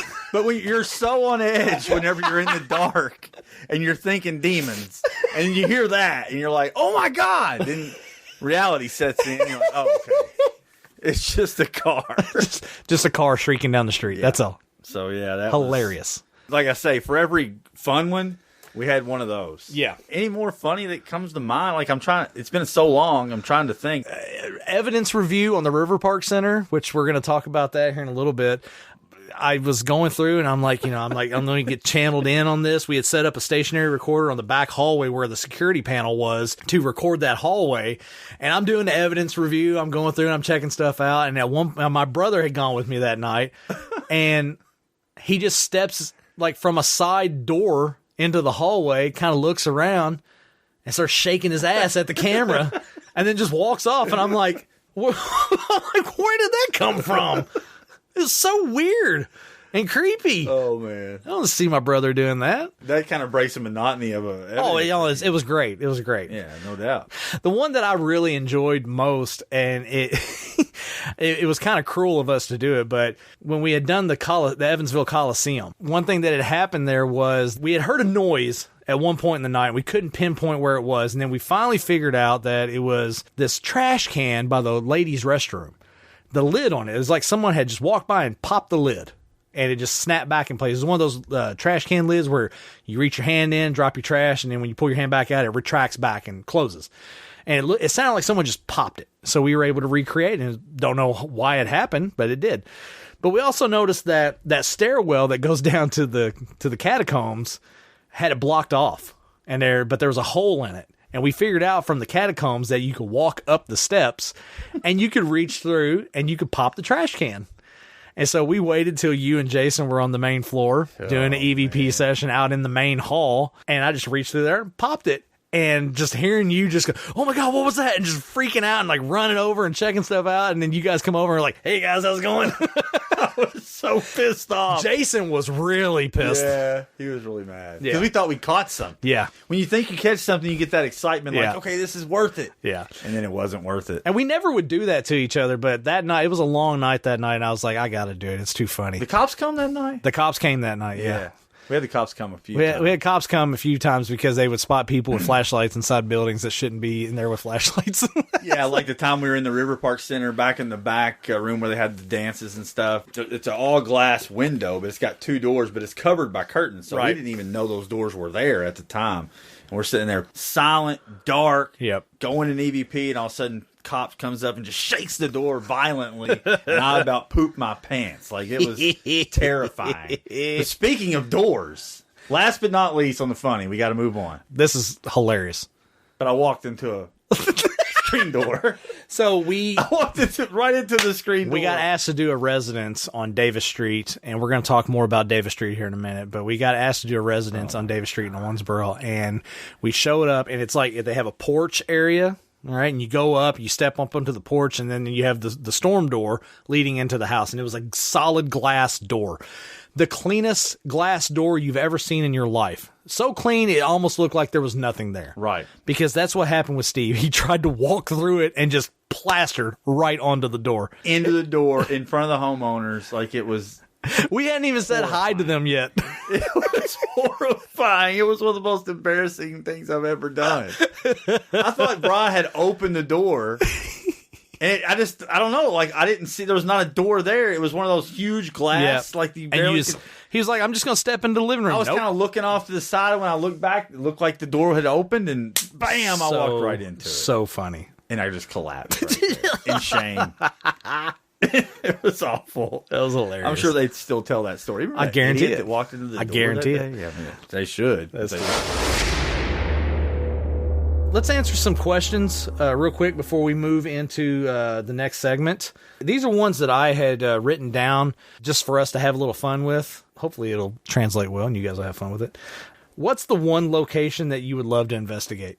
I would love to do the Owensboro Museum of Science and History that we got screwed out of doing. We definitely did get screwed out of There that. is many experiences in there, but none on an actual investigation. Right. But yeah, that's one that I would love to get into. On that one, in my opinion, out of all the stuff that we have heard from an EVP standpoint, you caught probably one of the most craziest EVPs I've ever heard of in my life. The whole story starts, me and my ex-wife went on a ghost tour. The Science Museum, it used to be Anderson's before that, way back in like the 70s, 80s, 60s. It used to be a blacksmith shop in the back. It was one of the original buildings, and supposedly a boy had died in a fire there. Right. So that's the story of the place. Well, it wasn't like 2 weeks later, my ex-wife and our daughter is in the Playzim area, in the little train has a plexiglass bubble. She took a picture of my daughter, and in the plexiglass bubble, you could kind of see the reflection of what looked like a boy in period clothing. Right. So we submitted it to the ghost guys, and it kind of blew up a little bit. Yep. That was the first thing. Second thing, we're at a kids' party. If you ever been in there, there's a Playzim on the front side of the building. In the middle part of the building, through some double doors, is where they have like wedding receptions.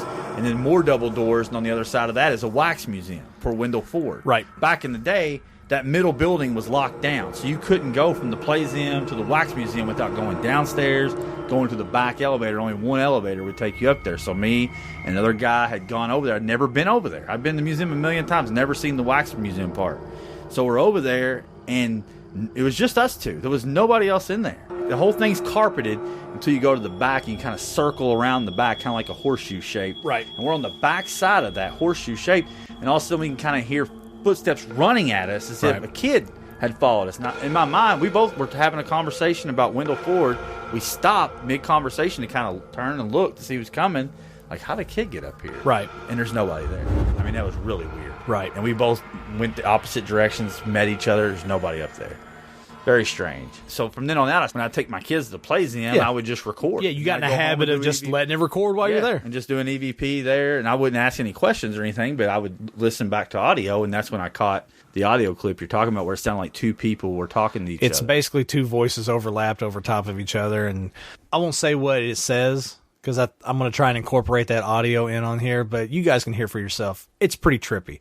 And for me personally, just hearing it and knowing the circumstance, knowing the history of the building, right, and all that stuff. It used to be Anderson's. Husband and wife started the department store, and the story goes that the wife still is there. Yep. And doesn't understand why it's a museum and not the department store anymore. And I wouldn't say she's aggressive towards people, but I guess it confuses her. And which would be considered an intelligent haunt. Right. If you have that mindset and you follow those rules, that's what you would go by. It's a very interesting building. Yep. There's so many people that have had experiences there. And anybody I've known that spent any time in there at all have stories about the building. What you're about to hear is the audio that Steve and I were talking about that he caught from the Owensboro Museum of Science. You're going to hear the AC unit kick on in the background, and then Steve will be talking to his kid. When the unit kicks off, you're going to hear some voices as the unit kicks back on. It's pretty trippy. There's just all kinds of stuff to play with.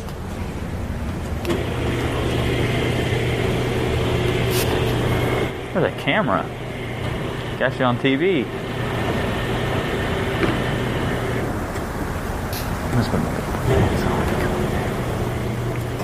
I'm still upset that we were stonewalled out of getting a chance to investigate that. I think it would have been a lot of fun. I think for me personally, if I had to narrow it down to just one place, it's kind of like a wish list, and this one tops the chart as far as wish list goes.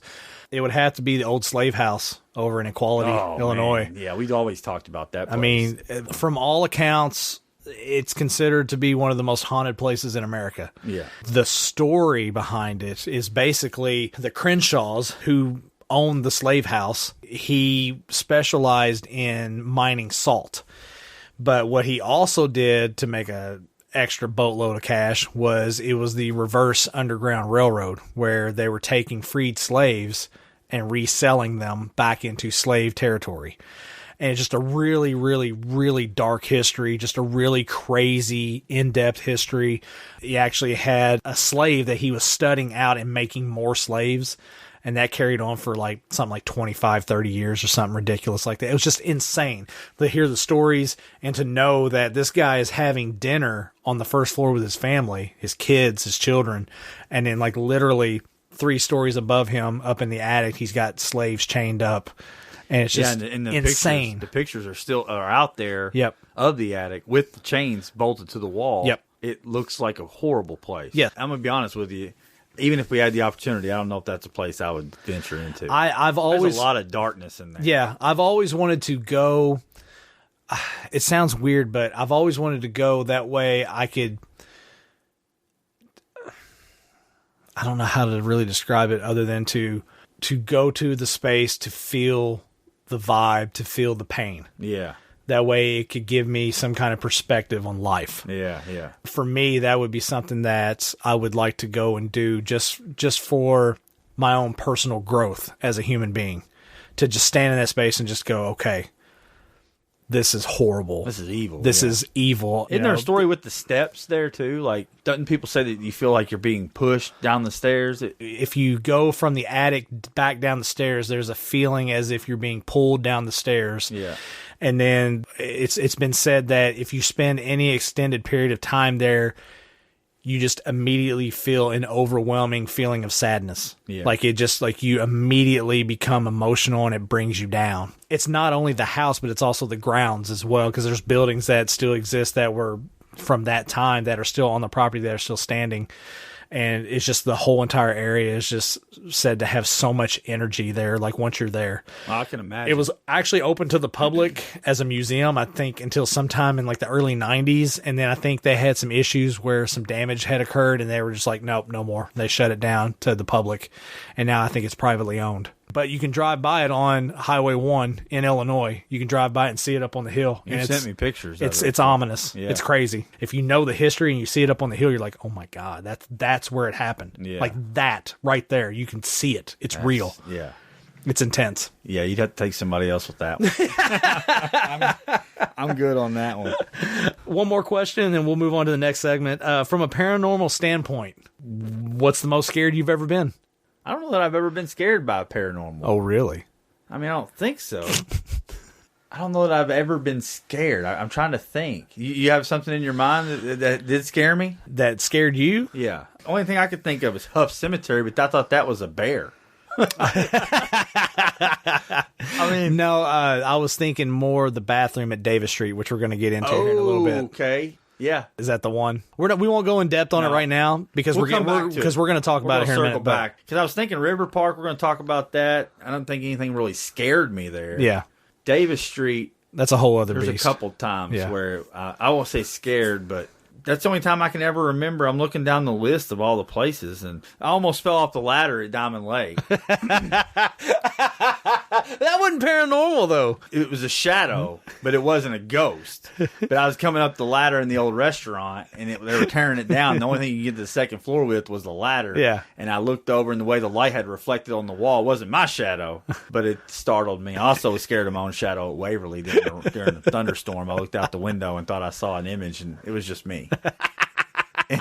And I'll never live that one down. If you ask Jason about that one, that is too scared funny. Of my own shadow. That's too funny. Yeah. And what about you? Ever been anything ever startle you? Just the one at the Boonville Standard. Well, the Standard, it didn't. It took me by surprise. I wouldn't say it scared me. It just took me by surprise because it happened so fast, and there was no way to explain it. But I think if I had to say something that really kind of put me on edge, would have to be the Woohoo at Huff because it was so unexpected. Yeah, like just so unexpected. And it happened literally like right behind me, and there was no one there. Like literally no one there. And I have no explanation for it.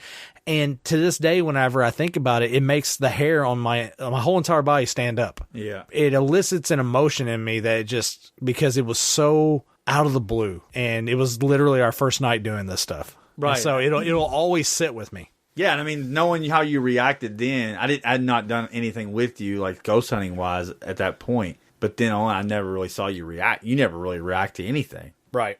I wasn't even with you when the Boonville Standard thing happened, but I did see your reaction at Huff, and you were ready to get in the car and go. I was. And that doesn't happen. Like, you usually run towards it and stay there. That night, that tripped me out because it was, I don't know where the hell that came from. Yeah. Pretty crazy. Let's move on to a segment now. We're going to talk about well-known places. Sure. These are places that everyone knows about, and you wouldn't think, oh, they're haunted? Really? We're going to start off talking about the Evansville Memorial Coliseum.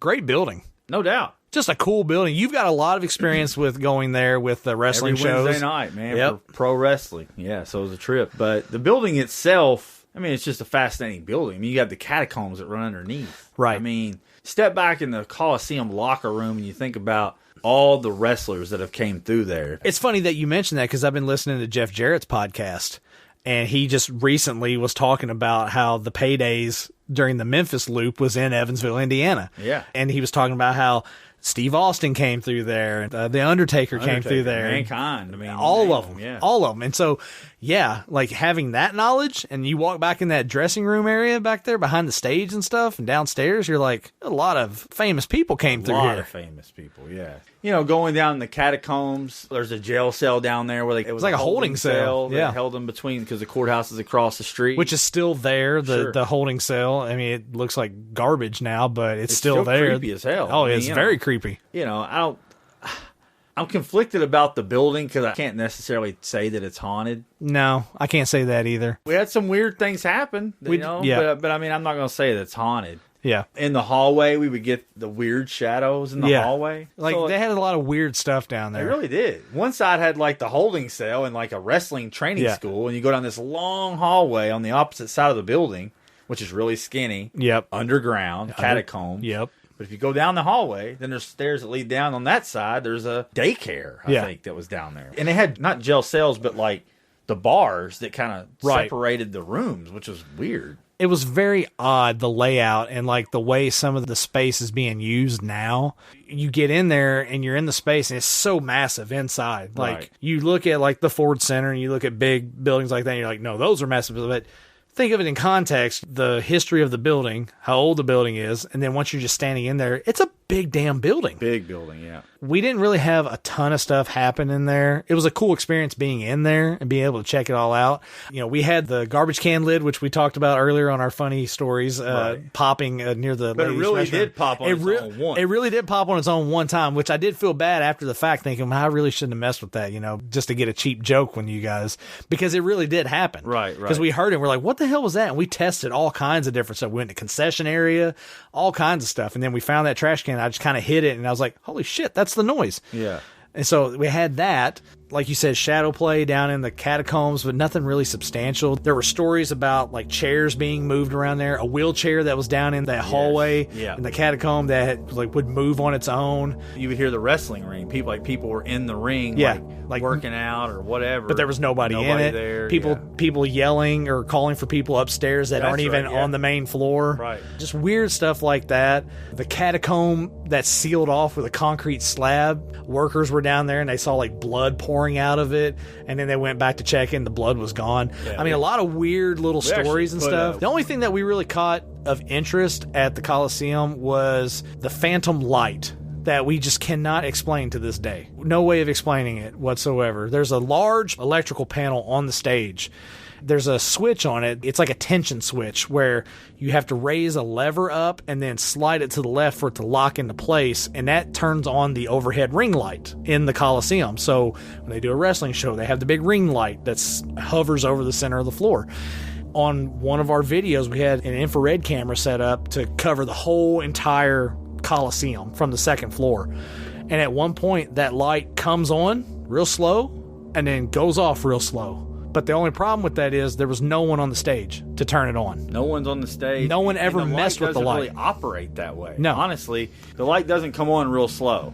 When you pull the lever up, the light comes on. Yeah. When you pull the lever down, the light goes off, just like a light switch in your house. Yeah, it's not a dimmer. It doesn't, and that's what was weird to me. And like not just that, but like you said, there was no one there to. There was no one on the stage. And if I remember correctly, just from watching the video, at that point, they use it like a bingo hall on the weekends, and so there's tables and chairs set up in the middle of the floor, and so there's a shot of you guys standing there talking, and then you guys go to the back downstairs off camera. No one's on the stage. No one's even on the first floor. And the light comes on and goes off by itself. And it's the weirdest thing. I remember showing it to Alistair, and he was like, the light doesn't work that way. Right. That's the first thing he said, is exactly what we thought. I mean, there's just no way to explain it. Yeah. It's weird. It was definitely one of the weirdest things. But I mean, it could very easily be explained away by power surge or anything like that to me. Well, I would lend credence to that if all the other lights did the same thing in the building, but they didn't. They didn't. It's just, it was weird. It's paranormal. Yeah, it was very, very, very weird. Sure. But other than that, I mean, because we ended up doing the Coliseum twice. And I don't know why we did. I don't know why we did it the second time either. I think it was just to go and have fun. Just to go hang out, I think, more than anything. And because nothing happened the second night. Nothing happened the second night. The first night we had a little more fun, but I think we were overly heightened and like hyper aware for everything. And so like we were over analyzing everything, but it was still interesting to be there because it's a well-known building. Right. And like you said, the second time, I think we knew more what to expect, and it wasn't haunted. I didn't feel like it was haunted. Not at all. It's an old building that it's has got a cool catacomb. Yeah, cool catacomb, a lot of cool history, great looking building. It was fun to be in there at night, just walking around, a handful of us. Not paranormal, not haunted, nothing.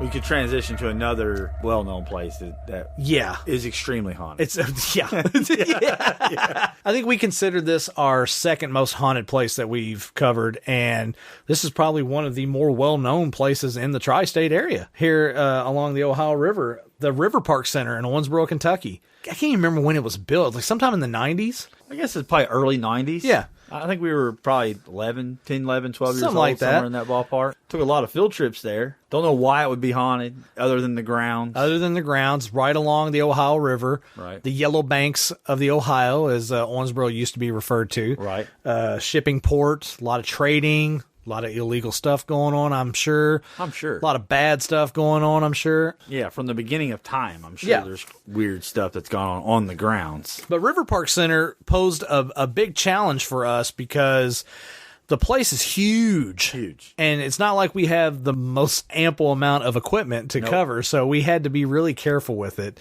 And we kind of narrowed down to a select area that we wanted to kind of focus on.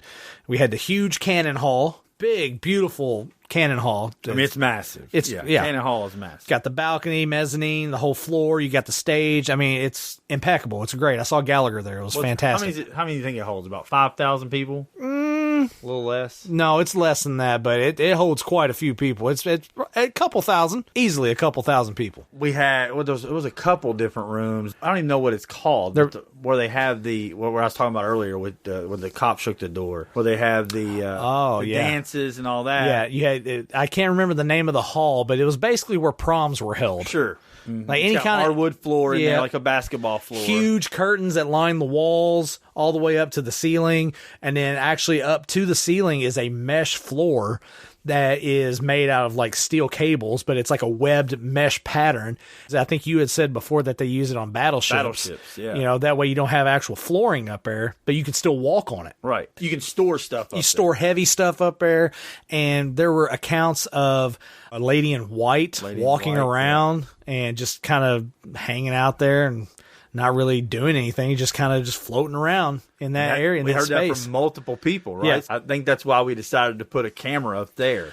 The experience has started from right off the rip. Right. I mean, we hadn't even turned the lights out yet. No, when you're doing setup, you're wanting to just get going. You assign everybody jobs to set up whatever, wherever, and everybody kind of goes off and does their jobs, and everybody meets back and you start. And so the two guys who are terribly afraid of heights decided to go up onto the mesh floor that's 50 feet up in the sky above the hardwood floor.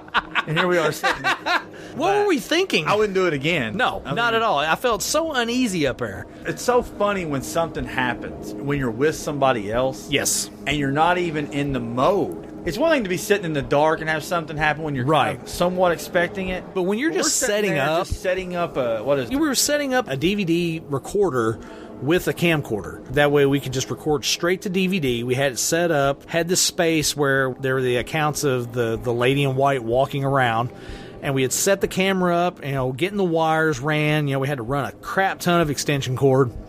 When walking on the mesh flooring, it makes a very distinct sound. And it has a very distinct feel. And you can feel it and you can hear it when someone's walking on it. And so you and I are sitting there setting up. We both got our back to where we just came from. And then all of a sudden, it sounds like someone's walking up there. Walking to us. Yeah. And my first thought was Jeff's up here. What's he doing screwing off? Yeah, we get back to work. Thought my brother had followed us up there and was, kind of screwing around with us. So we both stop what we're doing. We turn and look. No one there. And we didn't communicate, here comes someone. Yeah. We both literally stopped what we were doing at the same time. To turn to see. Look, and there's nobody there. Right. We're like, well, that's weird. Yeah. And we go back to doing it again, and it happens again. Yeah. And at that point, I just wanted to get down. Because I'm like, not only am I somewhere where I don't want to be, now there's something else up here with me. Right. And I can't see. It was weird. But it was one of the more legit experiences I've ever had. Yeah. So we go back downstairs, and like I said, Cannon Hall is huge. You got this room that we were just in, not as big as Cannon Hall, but it's a sizable space. And then there's another room off to the other side of Cannon Hall. It's called the governor's room. It's like a conference room. Yeah. They have a big table in there, a bunch of chairs. You can have meetings. You can have press conferences if you feel so inclined to do so. We didn't have a lot of stories of stuff going on in there, but we thought, hey, we'll at least set up a recorder in here, see if we can catch something. We're already in the space, might as well.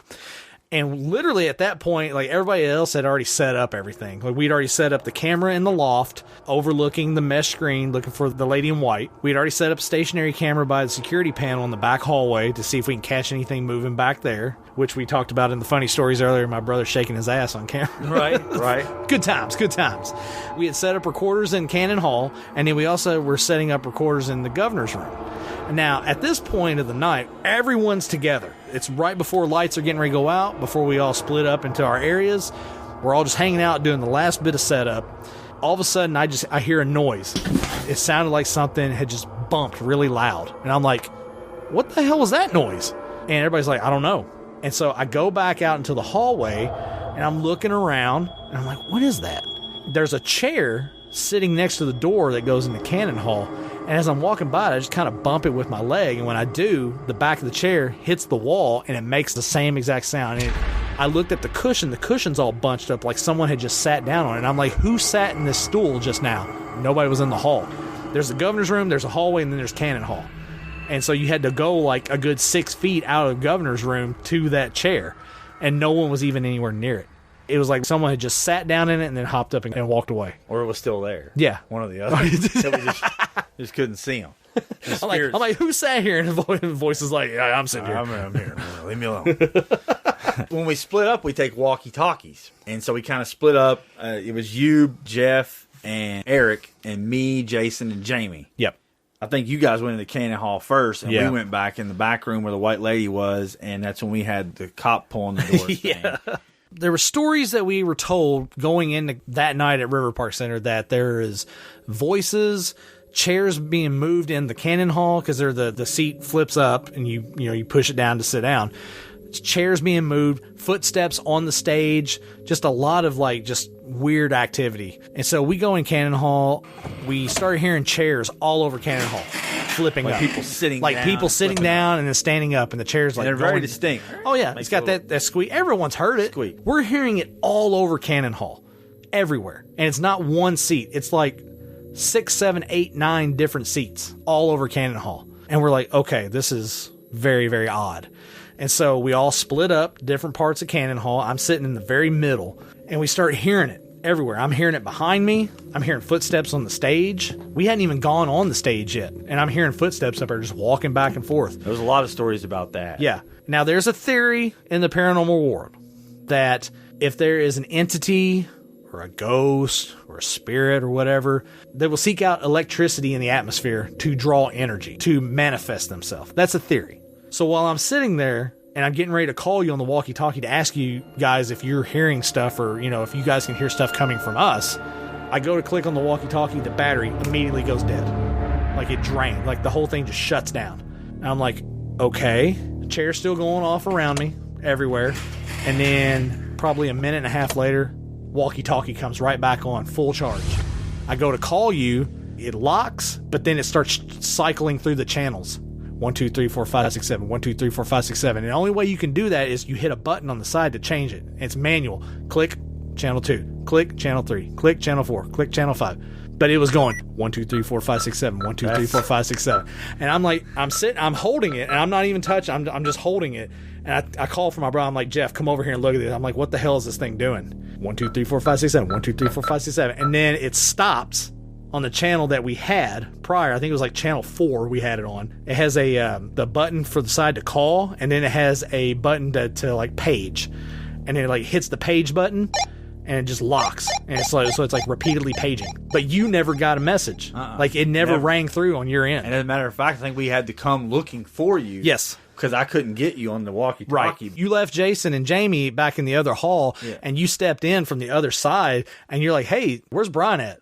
And I'm sitting down, and I'm still holding the walkie-talkie, and about that time, it stopped and went back to normal. Yeah, that's... I mean, it was kind of that way from the time we walked in the building to the time we walked out. Yeah.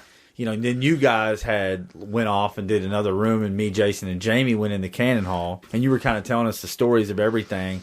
We're in there. We sat pretty close to the stage, probably 15 rows back from the stage, just kind of sitting in silence just to kind of get a feel for the room. Which I will say, it's about where I sat whenever I was in there. Y'all were pumped about all the activity. There wasn't a footstep on the stage. It's crazy. There wasn't any seats rattling or anything. I'm kind of getting frustrated because nothing's really happened in the Cannon Hall after y'all were so pumped. And so I'm getting kind of impatient. Yeah. We're all facing the stage. And I remember standing up and kind of turning around and kind of setting my butt on the seat so I could kind of look at Jason and Jamie and kind of look up at the balcony. Right.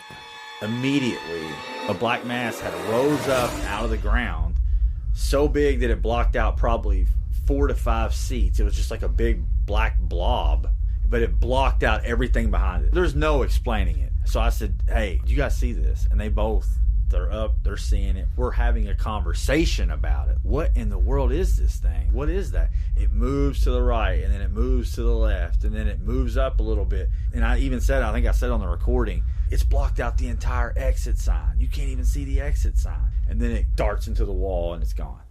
But it was there for a good 13, 14 seconds. Right. Which is insane, because normally when something like that happens, I feel like most stories will tell you that it's there and it's gone. Right. And then you feel like, well, that was my eyes playing tricks on me. There was absolutely zero doubt that it was more than that. I mean, it was dark in there, but you could still see the silhouette of the sea. Oh, you could still see. Yeah, because after that happened, we had all come in there, and you were telling us about it, and I remember glancing up, and you could see the balcony fine. Easily. Like, you make everything out up on the balcony. Exit sign. Because it's illuminating lights. Yeah. Where we were at, we had the lights shut off, but the rest of River Park had its lights on because that's a security issue that they have at night. So, like, the main lobby had all of its lights on. Right. So there was exterior light coming from there that was in there, but that light was on this end and not on the end where the black mass was. It's almost like it was not like the seats weren't clicking and the footsteps weren't there because it was pulling all that energy to manifest itself as a blob for a second. Well, it kind of reminds me of the stories that you've told me about the stuff that you've heard at Waverly about the black mass that'll show up there down the hall or whatever. Yeah. Like, it just kind of hovers, and it's just like, this is its space. And I remember after that happened, we came in there, and you guys were, like, on edge, like, big time about, because we literally just came in right after it happened. And I remember you telling me, and I went out into the main lobby and went up to the second floor onto the balcony area. Sure. I remember walking up there thinking, I hope something happens. But then also in the back of my head, I was thinking, I feel very uneasy right now. Like, I'm going up here. I'm going to go up here and I'm going to check it out. But I remember walking up the stairwell to get up to the balcony and thinking in my head, this doesn't feel right. Like, I feel very uneasy right now. And then when I got out onto the balcony and I could see you guys down below and I'm walking, that feeling intensified as I got closer to the exit where it darted into the wall. And then I remember stepping through the exit and just kind of looking around, just thinking, there's a heaviness up here that just does not feel right. Yeah. So vivid in my mind that it's the only thing I've ever really seen for sure. Right. Everything else is like, well, I think I saw this, or that was shadow play or whatever. But that, without a shadow of a doubt, was a black mass that ended up blocking out seats and blocking out an exit sign, and it was crazy. And after that, my night was pretty much made. I mean, so it was just, nothing's going to top that. Right. I mean, that was hard to top. Anything else happen for you other than at the very end of the night? Just what happened at the very end of the night. Very end of the night, we were all done. We'd already broke all the equipment down. Equipment's broken down. We've got it all packed up, and it's one of those things where we kind of do at the end of like an investigation. We're just kind of decompressing. Everybody's just sitting around, hanging around, just kind of chit-chatting. Waiting on Jason's cousin or whatever to come. Yeah. He's a security guard. We're waiting on him to come down and escort us out. Right. So we're all laying on the stage. Hanging out on the stage, laying there. Shooting the shit. Not even talking about ghosts. Not even talking about the night, I don't think. And at some point, you could feel footsteps going back and forth on the stage while you're sitting there, and you're like, okay, that's really weird. Yeah, in your mind, you're thinking, well, that's just, here comes Jason's cousin or whatever. And then you turn around, there's nobody there. Nothing. And then all of a sudden, out of the blue, bang. All across the building, it's everywhere. One bang after just the next. Bang, bang, bang. As if somebody walked around the entire building and slammed every door one at a time. And it's making its way from like left to right around the building till it gets all the way around to the other side. It was similar to the story that Jason had told us about trying to set the alarm and then getting the motion sensor tripped on the alarms that was making its way, what it looked like on the panel, like it was making its way towards him. Yeah. And he was like, I'm done. I got to get out of here. Yeah. It was working its way around the building. The funny thing about it was we were all just kind of like, what? And I remember you turned to me because we were talking. It was like while we were in mid conversation, and you just turned and put your arm on my shoulder, and you're like, "What the hell was that?" And I'm like, "I have no idea." I said, "It's got to be Jason's cousin locking the doors." And then here he comes walking out of his office, just directly behind us. Yeah, he's like, "Hey, you guys ready to go?" And we're like, "What was that noise?" He's like, "What noise?"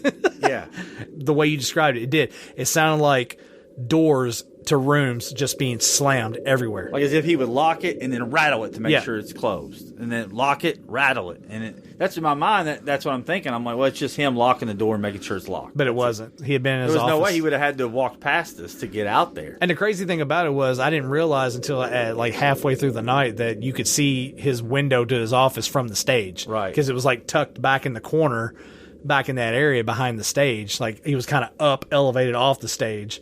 And I didn't realize until like halfway through the night. I looked, I was like, oh, apparition. I was like, no, it's just Jason's cousin. That one really was him. But in the end, that's just, I think, a short one-night deal where I've heard so many people with stories. As a matter of fact, they just had an article in the newspaper about they're doing a haunted house in the front of the river park where the Bluegrass Museum used to be. Okay. For Halloween. And the guy that was telling the story was like, man, this place is crazy. He was like, I'm here at night. There's always weird stuff. There's always noises. There's always unexplained music playing. Like, I've heard so many people that have been in there late setting up maybe a wedding the next day, and people just have stories out the wazoo. So there's no doubt that place is haunted. I will say that out of the well-known places that we have been fortunate enough to go into and check out, the River Park Center, very, very well-known, especially in this area. I would have zero problems and would almost probably trip over myself to get back in there and check it out for another night. Let's answer one more question before we move on to the main event. The questions are fun. I know we've been at this for a while, but I feel like there's a lot here. I mean, I think people would love to hear the stories. The expression, there's a lot of meat on the bone, is very apt for what we're talking about because there's so much richness to the stories. I mean, we're given like Cliff Notes version of everything that's going on. I mean, there's like a lot of detail. I'm serious. I think I really want to write about all the stuff that has happened. But let's answer one more question from my fearless co-host on the Dude What Movie Review podcast. He's had some good ones so far. Yeah, he has. Yeah. This is going to be a fun one. He says, if you were a spirit/ghost, what would your personal EVP be? Someone's out there investigating like a haunted house, a haunted coliseum, a haunted River Park Center. What are you going to say in the microphone? Well, this is going to be good because this is kind of how I feel about humanity. Oh, boy. But I'd love to get back at everybody by just giving them a good old, fuck you.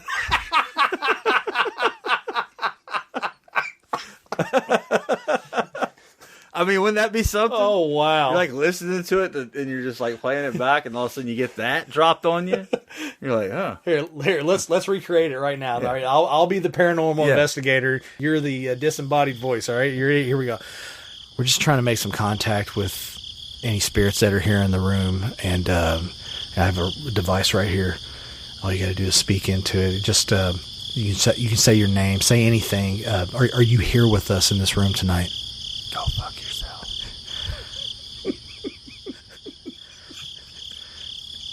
Don't be afraid to speak up and just tell us what you really think. Fuck you. That would be great. It would be very similar to that. I mean, especially if I'm dead. That's too funny. What would yours be? Mine would probably be something along the lines of, tune in every Wednesday for the Dude What Movie Review podcast. Don't forget the archives. We have like an overlapping EVP. Absolutely. DudeWhatPod.com. Is that what archive. And you'd be like, we give you a new way to look at some of your old favorites. Just mesh it over top of each other to really confuse them. What is that saying? What is this? There's two voices here. They're trying to tell us something. Oh, it's telemarketer. This is more promotional garbage.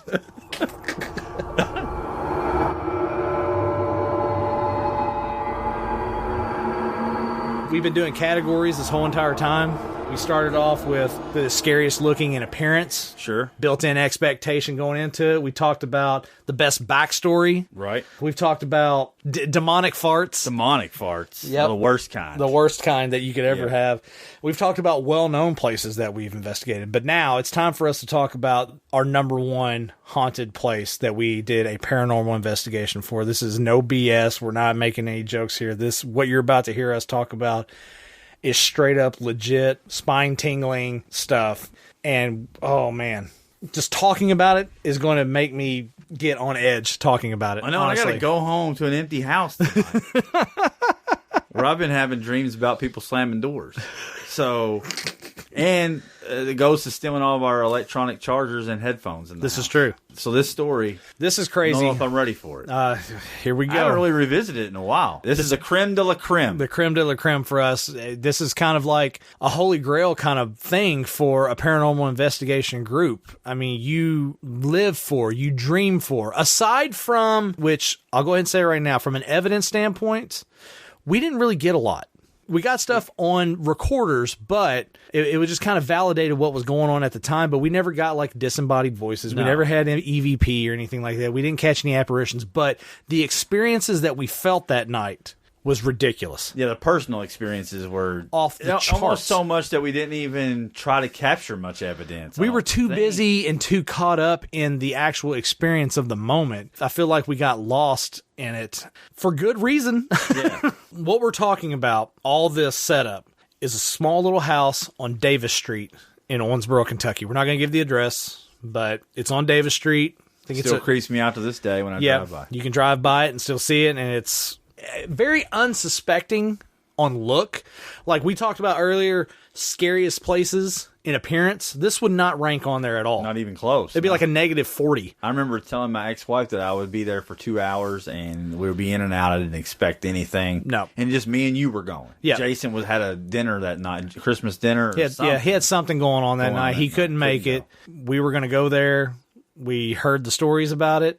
Thought, okay, there's no way in hell. We had some really bad residential experiences. So I think we had gone through 3 or 4 residentials that were just total garbage, total BS leading up to that. And we're like, okay, here we go again.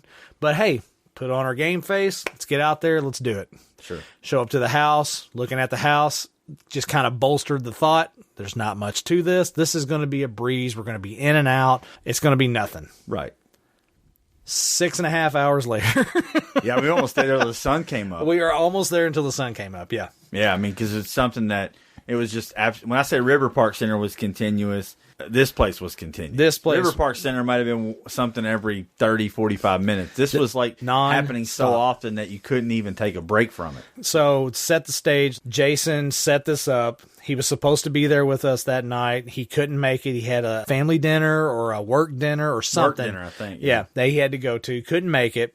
So you and I show up, had the infamous door slam with you trying to walk through the glass door. That was a great way to start the night off. Way. Almost kind of wish that had happened later. That way it would have broke the tension of the night. But no, it was a good way to start off.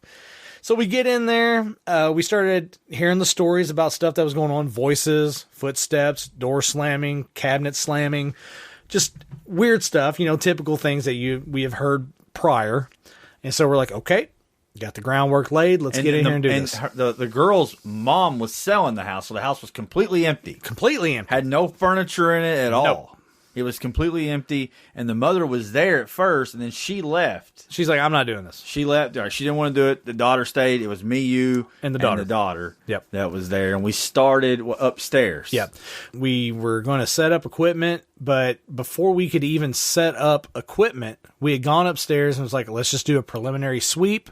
We had we had a K2 meter, and we had an EMF detector, and we were just basically getting a baseline reading of the atmosphere. And to be clear, this was probably our 6th, 7th investigation with the K2 meter. At this point, we had done at least 2 or 3 houses, and I think we had done a couple businesses. And so, yeah, we're experienced at this point. But at this point, from a K2 and EMF standpoint, we had got nothing. Nothing. Like if you ever seen a K2 meter, it reads electromagnetic fields. Like if you stick it on an outlet, it's going to light up red. So you got green, you got dark green, you got yellow, orange, dark orange, and then red. Kind of a meter that goes across to read the field. And we had never even got it to blip on dark green. Yeah, if you're a paranormal investigator, you want red, because red means there's some serious stuff happening. Right.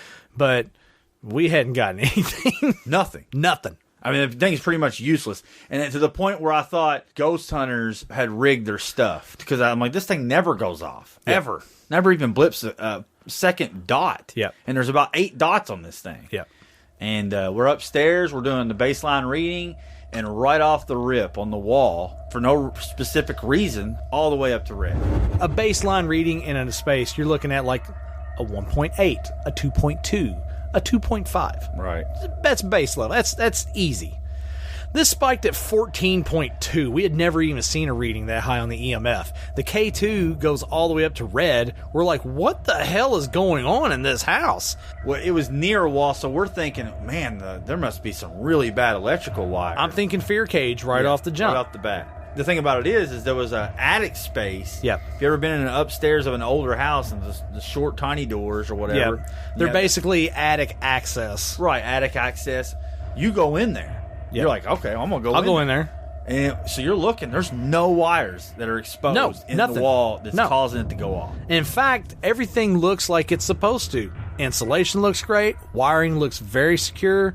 Everything looks good. It's not reading. That's the thing. Yeah. That's what I wanted to see. Well, let me put this near the wire to see if it's reading open wire. Nothing. Won't even register. Now, keep in mind, we're not even 15 minutes into this. No, this is the very first thing we did. Like, as soon as the mom left, we went upstairs, and we're like 5 minutes in at best. And then I'm in the wall. You're in the wall. I'm on my hands and knees looking inside with the flashlight, and she's standing in the bedroom behind me, and it sounded like every cabinet door in the kitchen slammed shut. Violent. And we're just like, what? So it's like, all right, so whatever planning we had to start at the top and work our way down. We didn't set equipment up. No. We had one handheld recorder at that time. That's it, yep. And so we bolt downstairs, and nothing. There's nothing going on. No cabinets open, no doors open, nothing. We all split up. I remember that. Yeah, no one downstairs. But we come down, and like, I think this is at the point where the stairs are in the center of the house. We come down. I went one way, you went the other way, and you're holding the K2 meter, and you go past the bathroom on the first floor, and then you get like a major spike on the K2 meter. Major spike. All the way to red again. Once again, this thing has never blipped at all. And I'm in the middle of a hallway. There's no way this thing should be reading red. So as I walk past the bathroom, it goes red, and then it goes away. So I come back to the bathroom door, kind of get a little blip, and I'm like, well, that's weird. I holler for you guys, and I go into the bathroom. The bathroom is tiny Small. in this house. Very small. I mean, you got a tub, you got a toilet, you got a little vanity, and literally 3 people can't even fit in the bathroom comfortably. He's sitting on the edge of the tub. I'm leaning up against the wall across from the sink, and the daughter that was accompanying us that night is standing in the doorway. Very tiny space. K2 sitting on the sink. We set it on the sink, and we're going to do the ghost hunters thing. Yeah, we're going to do the tried and true thing. Set the K2 down, got it locked in position. Nobody touches it. Nobody messes with it. Very controlled experiment. We're going to ask questions, see if we can get any responses. Yeah. Literally every question you ask, it responds. On the dot. Yep. But then I said, well, just don't say anything. Don't say anything. So we sat in silence for a minute. Didn't blip. Didn't blip once. The minute you ask, did you used to live here? Blip. Boom, thing's red. It's the most crazy shit I have ever seen. On the dot, every question answered. And I don't know if it's really answering it, but it's responding. It's responding. Now, I asked you the question earlier, what was, from a paranormal standpoint, the most you've ever been scared? And you really couldn't think of anything, but then I reminded you of what you're about to tell us that happened in that bathroom on Davis Street. So I'm sitting on the edge of the tub. We're in there for a good 20 minutes, probably. Easily. Maybe more. Yeah. Never felt anything the whole time I'm in there. Like, I'm never on edge. I'm just like, I'm so more fascinated than I am scared. We're asking questions left and right. We're getting responses, getting blips, getting high level readings on it. It's insane. It's like something you would see on Ghost Hunters, and we're sitting here, we're like, are we really doing this? This is crazy. And out of nowhere, I felt as if someone, I don't know if you've ever felt somebody that's about to whisper in your ear over your shoulder. Oh, yeah. It felt, it was like somebody was there. I could feel the presence of somebody right at my ear. I almost fell off the tub. It was such a strong reaction that you had, and neither one of us that were standing there in front of you knew what was going on because you didn't vocalize what had happened. You just reacted to what had happened. And so we're standing, we're like, what just happened? And you got up and you had to get out of the bathroom immediately. Yeah. And I remember, didn't want anything behind me. And I remember you got up, and we all 3 of us kind of we let you come through, and we all stepped out into space, and you're just like, I think something just whispered in my ear. Yeah, that's what it felt like. Yeah. I don't know that I heard anything, but or you it was felt just a presence or what, but there was certainly something. Right. It was so weird. And I'd been on that tub for 20 minutes, never felt that urgency to get up. It just came out of nowhere. It just came, and it was there, and then boom. And so it was really creepy. And I think it was at that point that we called Jason, right? At that point, we had gotten out of there. And we just kind of were like, okay, let's just stay out of that space for a little bit. It wasn't too terribly long after that, we started hearing knocking sounds on the floor. We did, yeah. And we're like, where is that coming from? You could hear it just very distinctly, like knocking. It was coming from the basement. Yes. You could feel the knocking on the floor, but it was coming from the basement. So I was like, all right, y'all sit tight.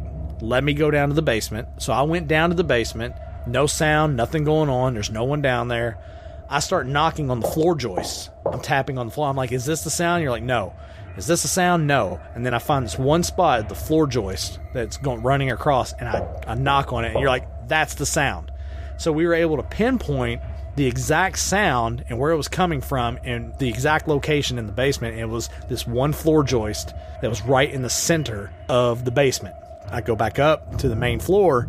I'm in the living room, and I go to where that space is, and I kind of sit down off to the side of it, and we start doing knocking on the floor. Yeah. Like I'm doing that thing, but I'm leaving it open on the end to see if it'll respond. And I'm like, then I'd wait, and then you'd hear. Yeah. You get it back. You can't make that shit up. It wasn't an isolated thing. We were doing it repeatedly. Yes. We had done that a few times, and we noticed that we were getting so many responses to it. We called Jason up. We're like, hey, you've got to get here right now. Yes, it's crazy. Like, whatever you're doing right now, stop. Yeah. Get over here now. Gotta see this. You're missing out on this. Yeah. And so we ended up sitting in the floor waiting him. I think it took like an hour and a half for him to finally get there. We're just sitting in the floor the whole time, just messing with it. Because it never stops. It never stopped the whole entire It would time. literally respond every time we knocked. Yeah. Like, it was the craziest thing ever. I would do a knock, and it would repeat the knock. You know, I'd be like, and then you'd hear, you know, or I'd be like, in that same exact spot every time. It was to the point where I had thought her mom was there somewhere. Yeah. Staying away from us out of sight enough to where she was fucking with us. Like, Yeah. there's no way. But then we would go downstairs, and I would check it out every we spot. would've multiple times Yeah. did that. There's no way she was No one was down There's there. a 0% chance. No one. No chance. Nothing. We had so much activity happening on the main floor and in the basement that we never returned upstairs until about 11:30, 11:45, maybe even midnight. We noticed that a light came on next door. Right. And I'm like, what are the neighbors doing? And so I'm looking out the window, and I'm like, I can't really see anything. I'm like, I'll go upstairs and I'll peek out the bedroom window up there because it's on that side. So I walk up the stairs, come around the end of the banister, walk into the bedroom, walk straight to the window, and I'm standing there, I'm looking, and I'm like, I yell back down, I'm like, it's the bathroom at the neighbor's house, but there's no one in there. Like, they just turned the light on for whatever reason. And as I'm standing there looking out, I hear behind me footsteps following me into the room. I thought you had come up the stairs to see what I was looking at, and I turned, and as I turned to say, hey, it's just whatever, there's no one standing there. Man. And so I step out into the hallway, and I'm looking around, no one's up there. And then I come back downstairs, I'm like, you guys didn't go upstairs, did you? And you're like, no, we've been down here the whole time. And I'm like, something just followed me into that bedroom. Yeah, I remember you being really creeped out. I was extremely creeped out by it because it made no sense. Right. It made zero nothing sense. happening was making any sense. Right.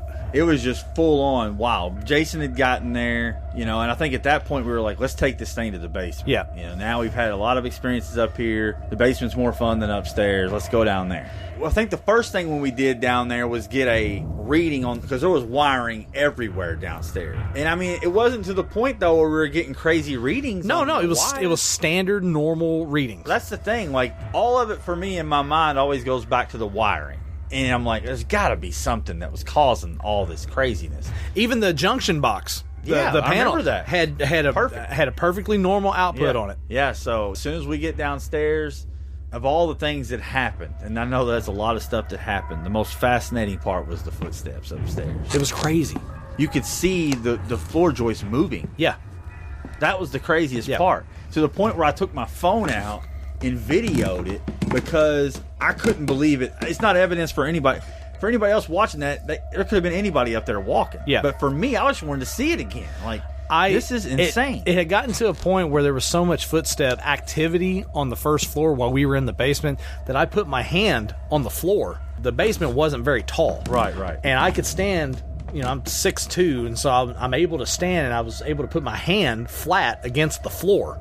You could feel someone walking back and forth. It was crazy. And there was no one upstairs. Well, we ran upstairs at least twice to check. Yeah. Oh, yeah. Because it's almost blatantly obvious. Yeah. It's like, okay, someone's upstairs. Somebody's messing. No one was upstairs. No. And another weird thing, it got to the point where it was happening so often, we just kind of stopped paying attention to the footsteps because it was like, they're just going to be there. Yeah, they're just there. Right. And there was a point where her bedroom was down there as a child. Yeah. And she was scared to death in the corner. She's like, this is where I had some weird feelings and vibes. Right. And in the corner, they had a table, and it had all these paint cans. It's almost like a workbench. Right, a workbench, and yeah, there's a bunch of paint cans on it. And as I'm standing there, we're quiet, we're kind of going through our thing, but I just keep hearing this weird, like, metal clanging, like real ting, ting, ting. And I'm like, I have no idea what that noise is.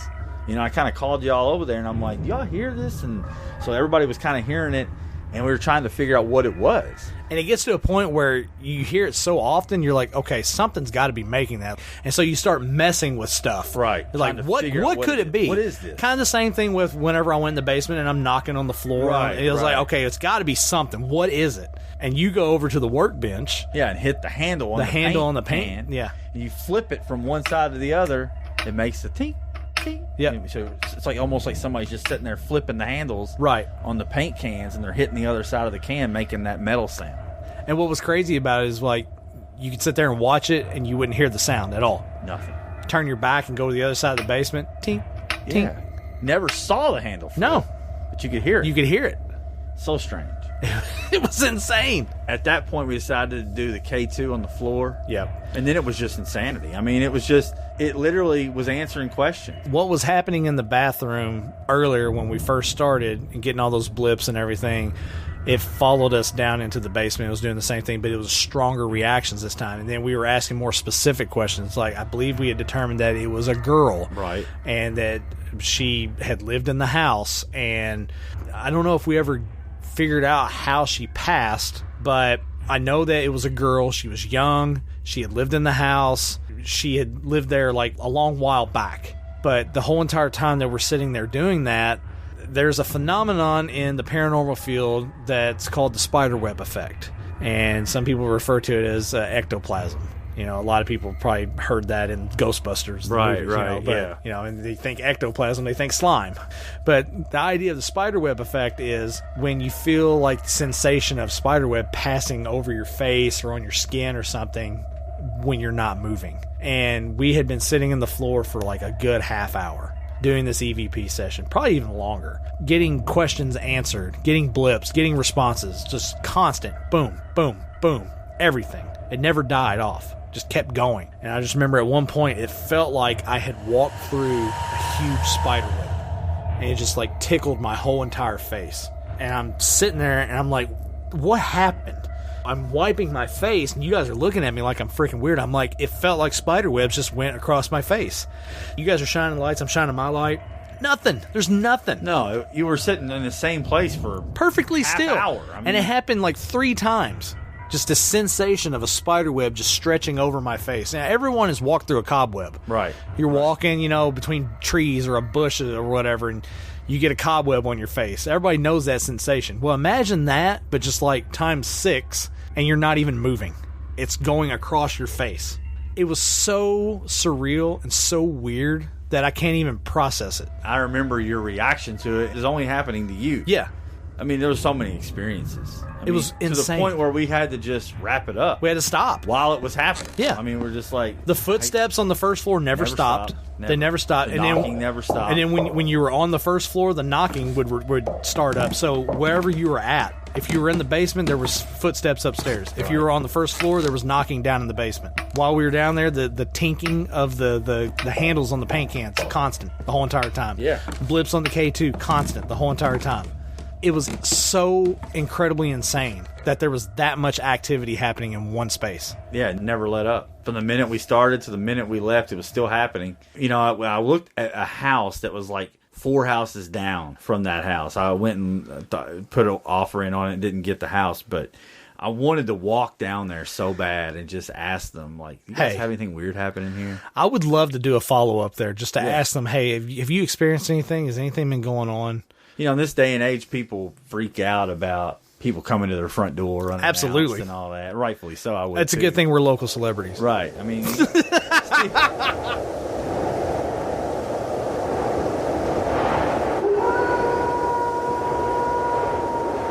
That pretty much sums that one up. But. Yeah. I mean, Davis Street, clearly one of the most haunted places we've ever been to. I wish we would have caught evidence to back up everything, but honestly, it doesn't even matter at this point because the experiences were so rich and so crazy that it'll live in my brain forever. Especially feeling the footsteps on the floor with my hand and the footsteps walking in behind me into the room. Like, I felt like you were standing behind me and there was no one there. Yeah, the bathtub experience and then the steps on the floor. But being able to see the floor moving as if someone was walking above shifting under someone's weight is just so incredibly weird. It is weird, man. No explanation for why it should be doing that, but it was doing it. And it was just crazy to see. It was. The funniest thing is that the expectation meters, that's negative 40. That's going to come way down low. Negative 40. Literally expected to go in, we do a walkthrough, and we're out there in 2 hours. Just the house doesn't even look scary. It doesn't.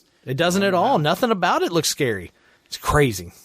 All right, well, we went extremely long on this, but hey, man, I had a blast recounting these ghost stories. I hope you guys had a lot of fun with it as well, sitting there chewing on your kids' candy and sifting through the rubble that is Halloween goodies. I think you got a lot to chew on. I definitely. Now you got this to chew on. Yeah, you got this to chew on. Leave a light on tonight. You might want to all the lights on. Turn every single light on in your house. Turn the lights on at your neighbor's house. Lock all your doors, lock all your windows, pull the curtains closed. Because the boogeyman's real. Yeah, the boogeyman is definitely real. He lives on Davis Street. We're going to go ahead and get on out of here. But before we head on out, I want to thank Stephen A. Turner for joining me in the 2420 West studios. Of course, like I said, you can catch Stephen A. Turner every day, live at 5 to 6 p.m. every single day on 102.7 The Game. If you guys get the Owensboro radio app, you can listen to Stephen A. all the time. That's right. Take it on the go. Owensboro radio app anywhere in the world. Then if you like sports, it's a little bit of local Owensboro sports, but we're diving more into college and pro and having a lot of fun with it. And I'm just looking forward to being in this studio and being able to release something people can actually listen to.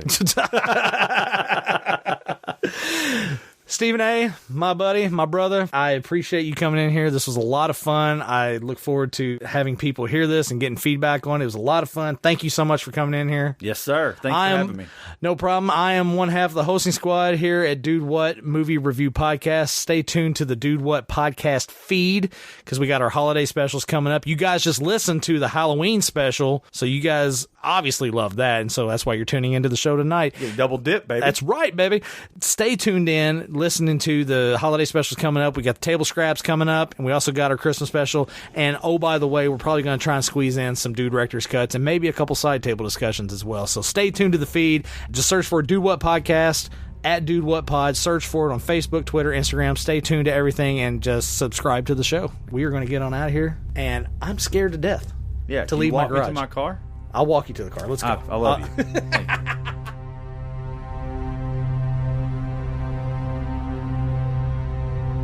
Hey guys, I hope you enjoyed the Halloween special. I know it's ran pretty long on this one, but hey, we had so much content we had to throw out for you guys, and we were having a blast doing it, so I hope you guys enjoyed it. You know, I like to do these little Easter eggs at the end of the show, and Halloween special is no different. I was actually able to track down the infamous audio from the Standard newspaper in Boonville, Indiana, where my cousin Eric ripped major ass and it scared the living hell out of Steve and Jason and Emily down in the basement. It was pretty funny. We have that audio for you here right now. It's going to come in where Eric and I are sitting in the front office just above the fellas down in the basement. And we're talking about the investigation and how it's going for the evening, and then that's when all hell breaks loose. So sit back and enjoy it, guys. It's pretty funny. I kind of think about it like, not like a short residual hunting where something. It's just like going, what? Yeah. Did you hear that? That was Johnny. Oh, that was downstairs. They're right below us, aren't they?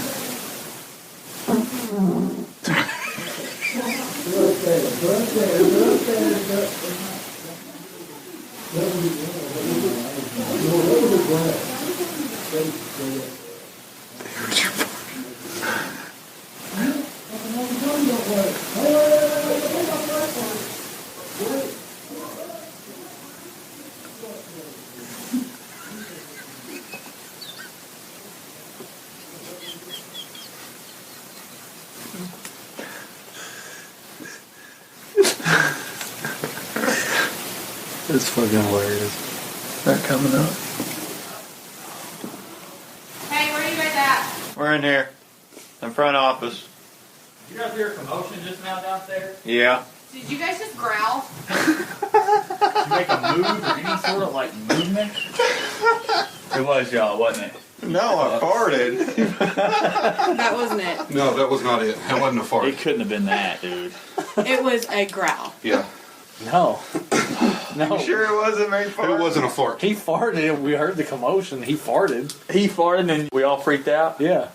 Yeah. We could hear y'all talking. Yeah, we heard y'all We were talking sitting here. right we down there. were just sitting here, and we could hear y'all talking. And then I farted. And he was like, "I go, they're right below us, aren't they?" He leans forward and he goes, Yeah, but that's not what I heard. and I started laughing, and then this all of a was- sudden we hear you guys like freaking the This was fuck like- out. Yeah, that wasn't a It fart. wasn't a fart. Dude, it was fucking crazy. Happy Halloween.